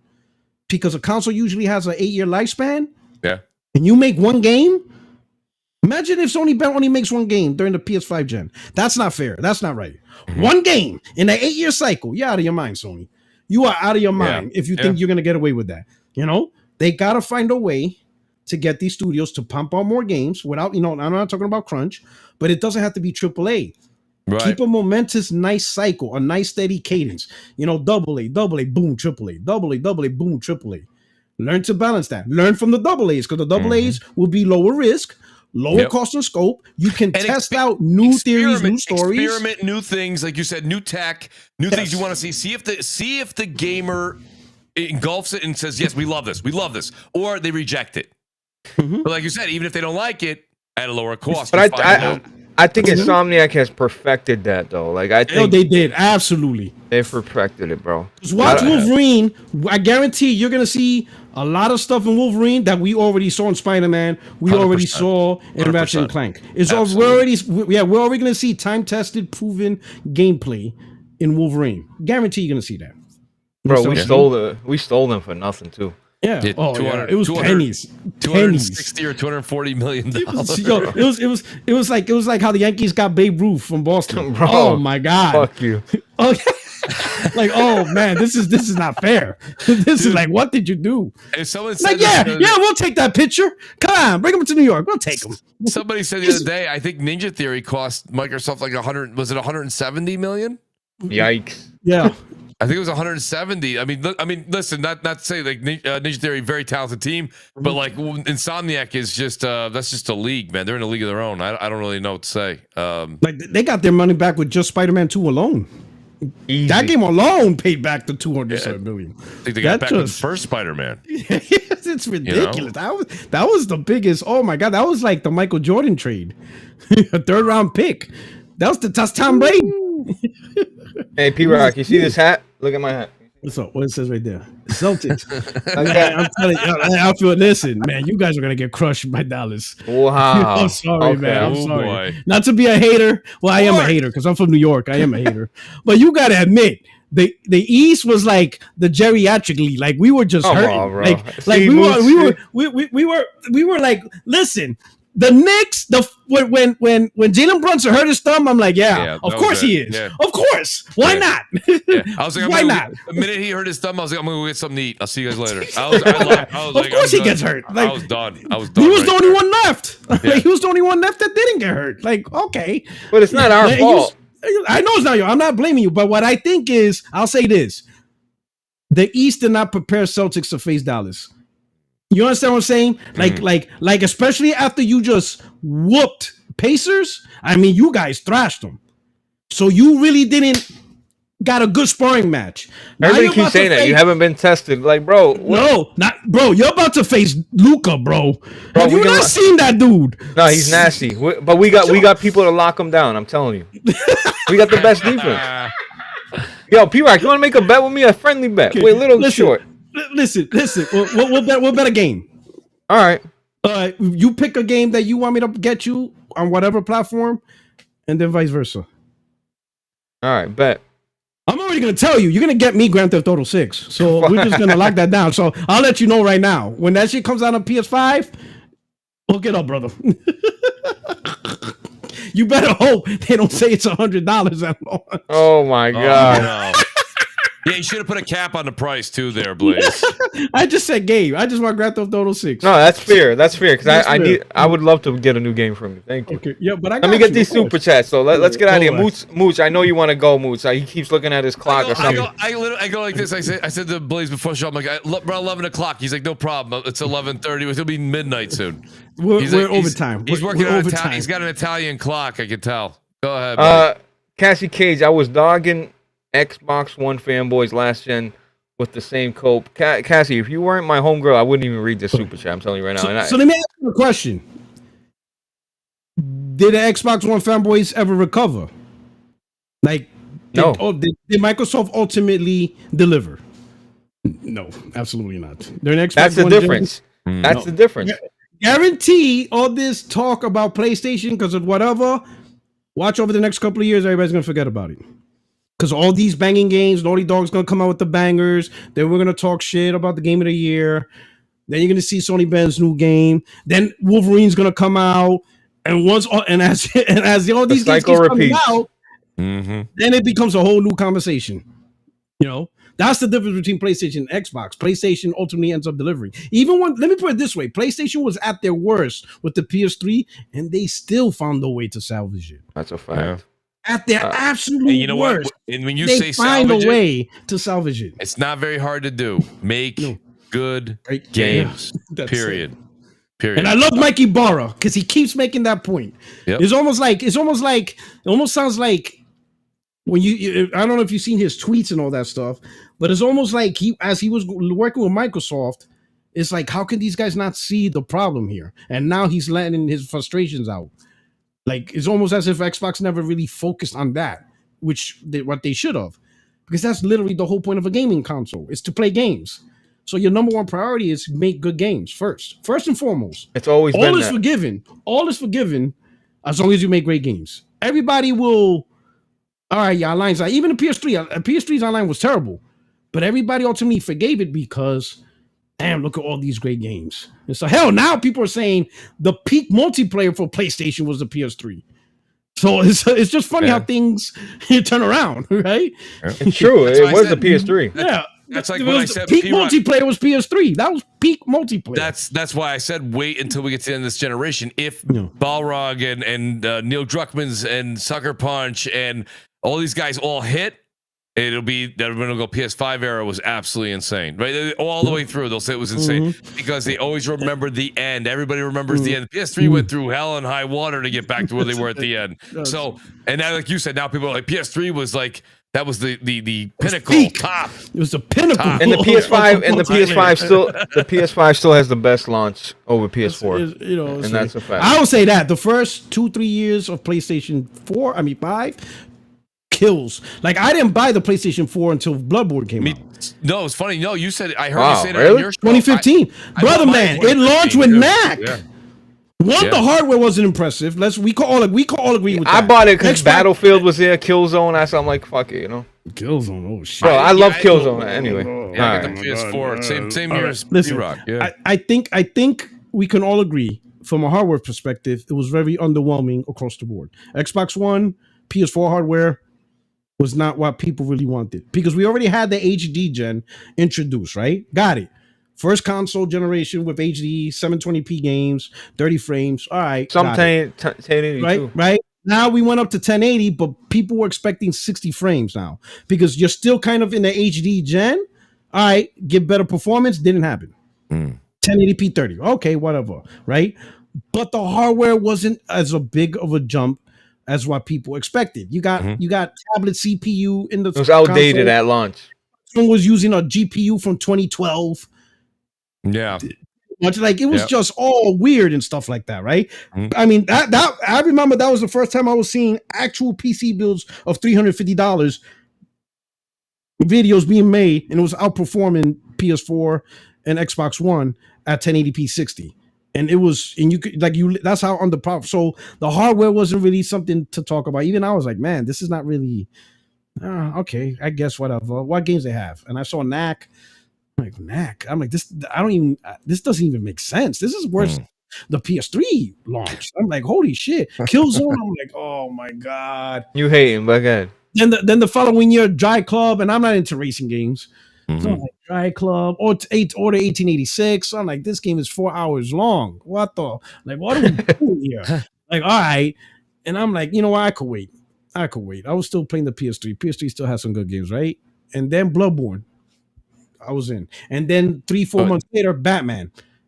All right, once Batman's out, I gotta get it. I gotta play. And then a year later, Uncharted 4 2016.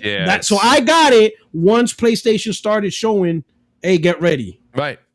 I played Bloodborne. Then, of course, I'm a Batman fanboy. So then why'd you buy the PS5 day one then? Curious. Oh, Demon Souls remake, Miles Morales. Let me dap you up. Oh, hell yeah. Here we go. Bow. You know what I'm saying? I was like, it was amazing. It was amazing. You know, and I love Demon Souls, right? And if you play Demon Souls on the PS3, great game, but it's rough. You know, the frame rates, that PS3, it was really rough. All those games resonate with me too for the PS5, but and I know it wasn't a launch title, so it doesn't answer Blaze's question. But Returnal, buddy, still one of my favorite games. Buddy, I have 120 hours into Return. I platinum that thing. I've played it through I don't know how many times over and over. I love Returnal. Returnal. When someone says remember the beginning of the PS5 era, of course Miles Morales is right there for me. Demon Souls, but it's Returnal, man. And it wasn't launched, but it was close enough. I would say I beat it on Steam too. Returnal was my game of the year of 2021, easily. That was my favorite game. Oh, I absolutely loved it. 2021, I don't even remember one of my favorite games. Period. Yeah, it still is. Yeah, I can't wait to see what Housemarque he's working on, or Housemarque, pardon me. Oh yeah, Housemarque, they're making another game, so I'm looking forward to it. Fingers crossed. Shiva with the 5. I know for a fact gaming is whack because when gaming was good, all my money went to gaming. Now my money goes to Blaze and Solidcast, basically. Listen, a lot of people keep saying this shit. Blaze is just that good. Right, and listen, good. So I hope gaming continues to die if this is, if you're gonna continue funding me. And Cage, listen, I appreciate this shit, but you're really I'm on fucking block, yes. We're comparing the PS5 generation to the worst generation, which is the PS3. I ain't got to say too much. Same cope as the Xbox One fanboys back in the day. Well, we compared it to PS4 too. Well, yeah. I mean, listen, I don't view the PS3 as the worst generation. Yeah, in terms of sales, sure, but I don't. I like that. I think the PS3 is one of the best generations. I know a lot of people don't agree with me, but PUERTOROCK, you're right. When you look back, the PS3 got hacked. You know what I mean? A lot of shit, bro. Yeah. Even if people are gonna compare it, because from the first party perspective, right? Because that's where people lock in from first party. They ignore everything else. Because now apparently, because I remember PlayStation was all about just the exclusives, whether it came from first party or third party. What is Sony bringing to the table to make their console fun, right? And now everybody's like, oh, it's always been a first party, and I'm like, nah, that's bullshit, because what's regarded as the greatest PlayStation of all time, the PlayStation 2. It wasn't because of first party when it first launched. It was because it had Grand Theft Auto 3, Metal Gear Solid 2, all exclusive, Final Fantasy 10, Devil May Cry. And nobody complained that they were not first party.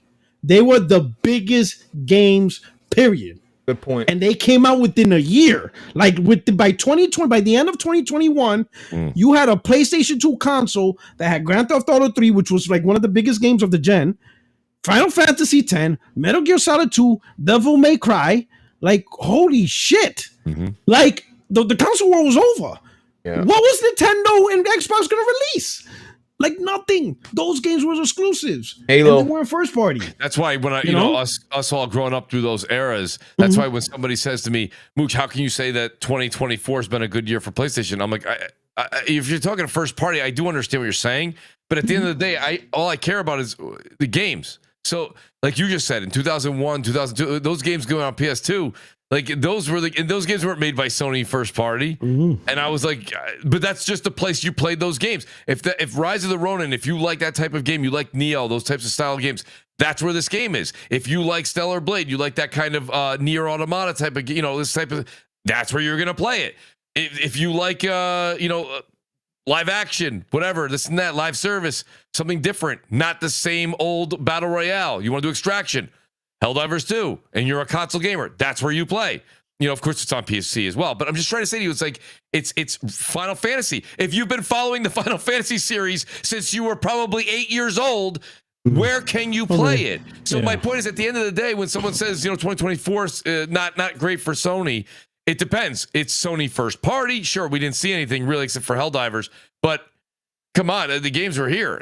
They were here. So you can't say 2024 was a bad year. Same way you're kind of relaying back in the time with PS2. You can't say it was bad, but it wasn't PlayStation first party. Was it bad? I don't think so. Take PlayStation 1, Metal Gear Solid 1. Yeah. Right? Final Fantasy 7, Castlevania Symphony of the Night, Legacy of Kain. Great game, man. These are not PlayStation first party titles. Tekken. Nope. These are not. Tekken was huge. Soul Blade. These are not PlayStation first party games, but these were some of the biggest games on the platform. Sure, PlayStation brought, their sports game 99 Studios, Siphon Filter, some really great games, right? Crash Bandicoot. Yep. They had some great first party games. But we can't ignore that Final Fantasy wasn't one of the biggest games on the platform. Resident Evil. That was huge. And then it went to Nintendo the following gen exclusively. But there was just so many exclusive Parasite games. Eve. Parasite Eve. Look at that from Square Enix. So Square Enix was on fire that gen. Square Enix was on fire during the PS1 gen with the games they brought up. Dino Crisis. People still want that. Yeah, they do. One of the remakes people want is Soul Reaver. Oh, why Sony don't bring out Soul Reaver? Because Sony didn't make Soul Reaver. They didn't make it. So some people are confused on what game Sony actually made. Soul Reaver is based off the Legacy of Kain. That's not their franchise. Everything was an exclusive. That's why they think it's they had this association where, oh, Sony's stupid. They released this remake, but they don't want to make Soul Reaver. I'm like, that's not their game. You know what I'm saying? So every generation, PlayStation always had huge, big third-party titles, right? Metal Gear was always one of the biggest ones. Hell, I think what really started to help turn PlayStation 3 around was Metal Gear Solid 4 Guns of the Patriot. When that game finally came out, that came out in 2008. What a That's game. that's what helped make people be like, oh, now we're finally see something. You know what, P-Rock? I booted up my PS3 and loaded that shit. Bro, I loaded up Metal Gear Solid 4 just to, I didn't play it yet, but I have it there. But I know it's going to be rough, man. I know it is. Okay. Oh, yeah, man. They got to remake that. You know, that's still exclusive. It is. Yep. It's still only playable on the PS3. That is insane. They gotta remake that game. They got to remake it. And if it stays on PS3 forever, I'm like, oh shit, this is gonna get lost in the archives. There's a lot of games on PS3 that are stuck on PS3, bro. Yeah, a lot. It's just sad. They gotta figure something out. Black Metal, thanks for the 2. He says, so calm. Twisted Metal, Resistance? Nah, Concord. Oh, shit. Oh, boy. Oh, man. Oh, boy. Concord. Oh, man. Now I can't forget that name now. No. Oh, man. And that brings me to this, bro. Like I said, there's a billion games they could have remastered. Yeah. Not Until Dawn, or Greenlight certain games. But you know what it is. I'm going to be patient. How y'all feel about that? Until Dawn? Until Dawn, I don't get it. Head scratcher. Head scratcher. I don't get it. I'm like, what? If you want to put the money into that, make it Until Dawn 2 at the least. Bro, they remade the whole thing, P-Rock. It's not like it's a port. I know it's a remake. I'm like, I don't get it. I don't get it at all. Like, what? Who's asking for this shit? like what? The original? Like, what? I'm still confused on that one. Like, I don't get it. I guess they asked Sony, hey, you know, we're gonna make a sequel, and they're like, no, just remake this. And when I think about it, if they made Until Dawn 2, they would have to get voice actors. It's all money. And you know what's the biggest part? I think those type of games are the worst to remake, because part of the thrill of the game is not knowing what choice to make. That's right. You already know what choice to make. You know how everything plays out. Yes. Like, I know the game. I know the game. It's not going to be a surprise. So, like, nothing's a shocking surprise now. So what's the point? And I won't ruin it for anybody in the audience that doesn't know, but like that one point where you have the choice between the two, and if you know the one that's it's obvious. It's like the biggest trope in movies. Right. So it's like I mean, I got that one right because I knew that was gonna happen. Good on you. I know exactly. I know. I'm like, oh, I know this game. I'm sitting there and I'm thinking, you try to sucker me into this choice. Nah, I already know. That's the same. Yeah, like that game in Detroit, but Detroit Become Human actually. That one there was a lot more choices, a lot more. You don't remember at the end of each level, it gave you like a play out of what you chose. That had like 9 endings. Yeah. If you wanted to do something crazy like that, but Until Dawn, really a head scratcher. Like why? I don't know. You don't need to remake. They had. I mean, there's so many other games. I think like BG made a great point, right? Because some people say, well, those games didn't sell the first time, so why would Sony go back to again? I think some games were ahead of their time on the PS3, or the PS3 couldn't do justice because of the online, whatever. So I think like Resistance. I think Resistance was a game that was ahead of its time, right? Talk about and I think the PS3 held it back. Its online infrastructure, also just the timing, right? Like you have Resistance at launch, right? But that's not a type of game to try to sell a $600 console. It was put in a really bad position. Resistance is a great game, but it's not $600 great. And it's not, this is the only thing you're going to get great. It's not that type of game, right? But if you take that game and you put it in an environment where there's already great games available, it's additive, right? And you have a much better, much more mature online infrastructure that's more together, more cohesive, right? Much more options. I think a game like Resistance today will look better, have a better showing. The multiplayer will have a better showing. Everything would just be better, right? As compared to what they would have done. It's kind of like the God of War thing, right? Because when God of War came out on the PS2, PS3, at its height, it was 5 million seller, which was God of War 3. Then they made God of War Ascension. It bombed. It was done. It was getting a little stale. It was stale. Nobody wanted it. Yeah. But they refreshed it. Right? Because of the capabilities of hardware, they could be like, you know what? We could have an entirely new vision of God of War because the hardware is simply better. And it worked instantly. Ended up being 20 million. Blew out all the previous ones combined, right? I think certain games were just ahead of its time. Like Mag, Oh, I think in this era, as a live service game, Mag would have hit. Because you had the punk rocker crew, whatever, soldiers, you have the corporate guys, and then you have the regular standard army, the uniqueness, the skins, all that weird shit. Oh, that game would have been just loot fest. It would have been loot fest galore. I like Mag too. You have completely different factions that people could customize, different styles of fighting, just grungy. Oh, that game would have blew up. And then you had like, what was it? 32 on 32 battle. And that shit was crippling. It was like a lot of players or some shit. Bro, it was a lot for a PS3. It was a lot. For the PS3, it was hurting. They can't bring that back until they, you know what I mean? You can't bring back because they got bro, it's the same developer. Zipper made Mag. Oh yeah. You can't bring back Mag and motherfuckers been crying about SOCOM like me. You can't. You know? But I would say as a live service game, Mag I think would hit. Oh, I think it would because the way it is, there's no other game like it. Yeah, it would do better probably. Because it introduced three different factions. Yeah. 3 different complete factions that is just constantly at war with each other. And then the skins, the way skins is a big trying thing. to take over the map. I remember that you would like take over parts of the map and it would be yours. You know, it was cool, bro. It was insane. It was ahead of its time. That's crazy, yeah. It was way ahead of its time. It was way ahead of the network, way ahead of the PS3. What was the other one? Starhawk. fan Another favorite. That was another one. Yeah. Which was also an evolution of Warhawk. Yep. Starhawk. My God. I think there are some games on the PS3 that was ahead of its time that they should have left it in the vault and be like, you know what? They should have done what Nintendo did. And what I mean by that is, believe it or not, Metroid Prime 3 was a concept that was being created on N64. And I think it was Miyamoto that said, yeah, N64 can't do this. Put that in the vault. We'll save this for another generation. And he that's why, if you look at N64, it doesn't have a Metroid game. They didn't make a Metroid game because that was supposed to be the game. And they're like, no, this is way beyond what N64 can do.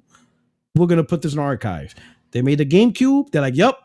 We're going to develop this, and now we got Metroid Prime, which is possibly one of the greatest Metroid games ever. Sometimes you got to be like, you know what? This is a great game, but it's just not the right hardware, or it's just not the right time. Put that in the back. Yep. We're going to readdress this next gen and see if we could really make this game shine.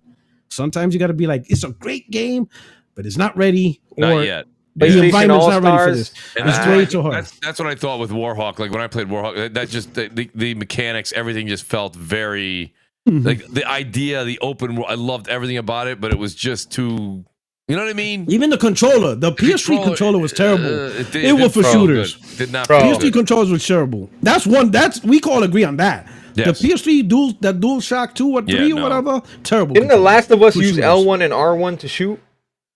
I'm pretty sure. Yes, all the games. All the games did. Had to, yeah. All the multiplayer, because the bottom one was terrible. It wasn't even actual triggers. No. Almost every shooter used. I remember playing Call of Duty with L1, R1. Bad control. It really was. It felt cheap too. Yeah. Yes. It was a bad controller. Like sometimes and the 360 controller was there. It's like, what are you choosing? And it was probably one. And it's probably 360 is one of the best controllers of all time. Yeah, arguably. Absolutely. There's no doubt about it. It was perfect. At least at the time, it was almost perfect. Yep.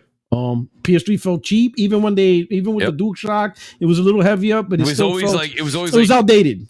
Like making all those noises every time you go to like press and hold it, creaking oh my god! It was outdated, you know. So but the PlayStation 4 control was much better. Much better. Oh, excellent! Much better. Excellent. You know, the online was much better. 4. Yeah, the online was much better. This is the best controller ever made.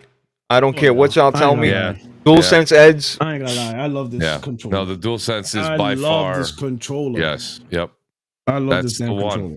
This controller is just, bro. You know, and people laughed at them. People laughed at the mic. P-Rock. You know, why they got a mic? Yeah. You know how many times I've been in a party chat and I'm like, my headphones are dead, or I can't, and you get by on the fucking little mic. You're like, thank God. Yep. Yeah. Yeah. It's just quick. This thing is just. This is an amazing controller. The weight, everything. This is just great. All right, let me get this super chat and get the fuck out of here. RGA, $5. Appreciate it. One thing that PlayStation has always done well since the beginning is make players feel like PlayStation is the place to play. And brother, That's a beautiful comment right there. Mm-hmm. What a way to end the show, huh, Blaze? Yeah, that's a great comment right there. Man, Outstanding. Sony's fucking god, bro. Listen, hang in there, PlayStation. Don't worry, everything's gonna be all right. Like I said, hold the line. Hold the line, baby. Hold the line. It's like, oh, there's no bangers. Well, tell me who else is making bangers out here? Nobody. I'll be honest. You know, Yeah. I mean, let's be honest. Even though they didn't make it, but all the deals Sony made, that's the talk of the town. Stellar Blaze talk of the town, right? Rise of Ronin talk of the town. Helldivers talk of the town. Like no one else is doing anything. It wasn't up until Hellblade that we finally got something outside of PlayStation doing something. Yeah. Like somebody, and can anybody else like bring something to the table this year in 2024, right? The only problem is Hellblade was like 5 minutes conversation. Like literally people were already like showing the ending 3 hours later on YouTube. I'm like, holy shit, this is the fastest leaks I ever seen. Like whole videos within a day of complete walkthroughs and playthroughs of Hellblade in a day. I'm like, wow. It's over. It's incredible. No jump button in Hellblade. By the way, listen, chat. I'm gonna let Mooch leave. God damn it, bro. Holy shit. Let Mooch go. He's like, Mo Chocolate, thank you for the 2. I hope Insomniac they get shown their game at Summer Game Fest. Absolutely. That'd be awesome. Listen, I can't wait to see. I feel awkward. Like I know Mooch told me like he basically cried out to me like, Blaze, my voice, my this, my that. I'm like, all right, bro, all right. We were at this wedding last night. I was telling him, I said, listen, between the music and the Italian wedding, people screaming. I'm like, my voice, yeah. dude, up to P-Rock, my voice by this morning was almost gone. Yes. And I'm like, I was like, I got to do a podcast tonight. And I'm like, I can't talk. I'm like, it don't work that way. And Mooch, you know you couldn't tell me you can't come because you know. Dude, I know. So all day I'm walking around with like a pen and a pad, P-Rock. I'm talking to people on. I'm like, I got to save my voice for tonight. And I told him, I said, my God, I said, we went, it was like 1 o'clock in the morning getting back, right? And then 7 o'clock in the morning to be up. I'm like, listen, I'm a late night guy, but listen, I'm like, my batteries are low. I'm like, I gotta this isn't 10 years ago. This is not the Xbox. Right. Like, you know, not at all. Dude, honestly, thanks for having me on, Blaze. Amazing chat. The chat's awesome. Look at Byron. He was like, "What's up?" I'm into Rich Swagler. He goes, "Great having you on, Mooch. I appreciate it, buddy. You have an insanely great chat, buddy. Everybody here was awesome great. tonight. Mooch, amazing. I want to just say seriously, thank you for coming, bro. Thanks for having me. I'll be on Thursday with you, so look out for that. Yes, Thursday, and actually, P-Rock, Thursday. No problem. Hey, no promises. I know. If I can, I will. I thought this is a great dynamic right here, so I'd like to bring it over to Thursday. If I can, I absolutely will. All right, let's do that. But honestly, Blaze is on Thursday, 7 p.m. Eastern. We're doing that, buddy. And Mooch, thank you for rocking the gear for real. Like, I appreciate it. I not just now. I see you rocking it in your Twitch streams wear it and on shit. Twitch all the time. I see you, bro. I appreciate that, bro. Dude, you showed me so many things behind the scenes that are great about like just merchandise and what's going on. And this actually right here, this EV program you have, this kills StreamYard. It does. What is this? This is I noticed. It's amazing, dude. Because I saw the link, I'm like, wait a minute, is this? Dude, this is this guy trying to hack my? Like, is he trying to hack my account? I'm like, no, it's so. I'm like, what's the StreamYard link, dude? It's so intuitive. It's basically StreamYard on steroids. You can. I'm just keeping it basic right now. There's so much you can do on this program. But yeah, it's called EVMux. I'll send it out if you want a link. But I know you use Discord and just go live anyway. But it's awesome. It's clean. It's clean. You can do it is clean. Dynamic backgrounds, all that shit. It's dope. You can't do dynamic backgrounds with StreamYards, I don't think. It's like the upload file is like they don't allow you to upload anything that's over fucking you know what I mean, a giga, not even a gigabyte, a fucking it's less than megabyte. Yeah, you know what I mean. But PUERTOROCK, PUERTOROCK's like, check your phone. I'm like, holy shit, you know what I mean? Because I'm just sitting there like just daydreaming, listening. You tell me, send you a message. I'm like, cool. He's not looking at his phone. Yeah, my fault, bro. Like I said, these guys both got my number. Shout out, like I think what 7 people got my number, bro. In order to get hold of Blaze, I literally have to do like 8. I said Discord. I got Twitter. I think I hit him up on PlayStation. I'm like, he's got to see one of these spots. His phone. I don't know where to go next. You know. No, awesome show tonight. Thank you, Blaze. No, thank you. Make sure you check out Crossfire. Thursday at 7 o'clock. I'll be there. Thank you. PUERTOROCK, thank you for coming, bro. You always, P-Rock, honestly, you always add a dynamic. You always bring your insight. You're fucking smart as fuck, and I don't just say that to a lot of people. I really do. You always have great points. You find ways to maneuver, and like you're really hard to debate against. I've seen people just kind of melt in front of you. But anyway, P-Rock, make sure you check out PUERTOROCK show. 60 frames, no lag. Right. They got a great panel with J-Dub and M and all them guys. Thank you for coming, P-Rock, for real. Like, if you can show up, just pull up. You know what I mean? Just hit me up. Well, yeah, once I saw you, Mooch, I'm like, ooh, do I got room? Absolutely, buddy. There's always room for you, baby. You know that. You know what I'm saying? Put me in, coach. I said the same thing to him with Crossfire. I said, buddy, whenever you can get home, because he's on that West Coast. You got to understand, P-Rock, it's only 9 o'clock right now for P-Rock. He's still going out tonight. He's going to the club later after this. Damn, really? Yeah, so when people say, people in the chat, are you going to hold, like, Blaze is going to hold PUERTOROCK hostage 4 in the morning? I'm like, no, he not. No. I'm in the West Coast. I'm in the West. Yeah, you guys are lucky, bro. You guys are lucky, bro. Lucky I'm as hell, going to tell you, I got to be honest, West Coast is the sports coast. Yeah. Because, like, especially for boxing, right? Because most boxing matches start at midnight. Yep. Not here. Yep. The reason why it starts at midnight is because it starts at 9 o'clock here. Yes. Right. That's why. Yes. I used to hate that. Football's amazing. You guys have a game for breakfast. You guys have a game for lunch, and then your night one is literally a dinner. Where ours starts at 8:30. We gotta work. We gotta work the next day. Yeah, you fall asleep halfway through. Halfway through, you're like, it's like midnight. You're like, you're out. Yeah. So you know what that is? You can watch the World Series, and when it's over, it's like 8:30. When it's That's over. nice. Right. You got a whole night to do whatever you want and stuff. It's amazing. Anyway, PUERTOROCK, listen. All right. You're gonna lose this bet. I'm just warning you. If you want to back out, no, okay. All easy right. Money. I'm like Kobe. I'm not even involved money. in this bet, and now I'm gonna watch every game because of this bet. Easy. Who do you got? Who do you got, Mooch? Easy money. Listen. It's okay. I'm not gonna judge you. Let me remind you, Mooch. You are a New Yorker. So answer this question. Oh, come on. I know. I honestly, I think listen, because Blaze is just one of the best guys ever out there. I want the Celtics to win it, but I'm gonna tell you they're probably gonna lose. I hate to say. Oh wow. That's spoken like a true New Yorker. Well, I'm just Blaze. I know that there's because you know what the thing with Blaze is. Blaze hates one thing. Blaze being Italian. He don't want to lose any money. He knows though, heart of hearts, it's gonna be a tough fight. It's gonna be a tough fight. I'm gonna tell you the big thing. I don't think. Listen, the worst thing that could happen was I'm not saying the Knicks could have beat you guys.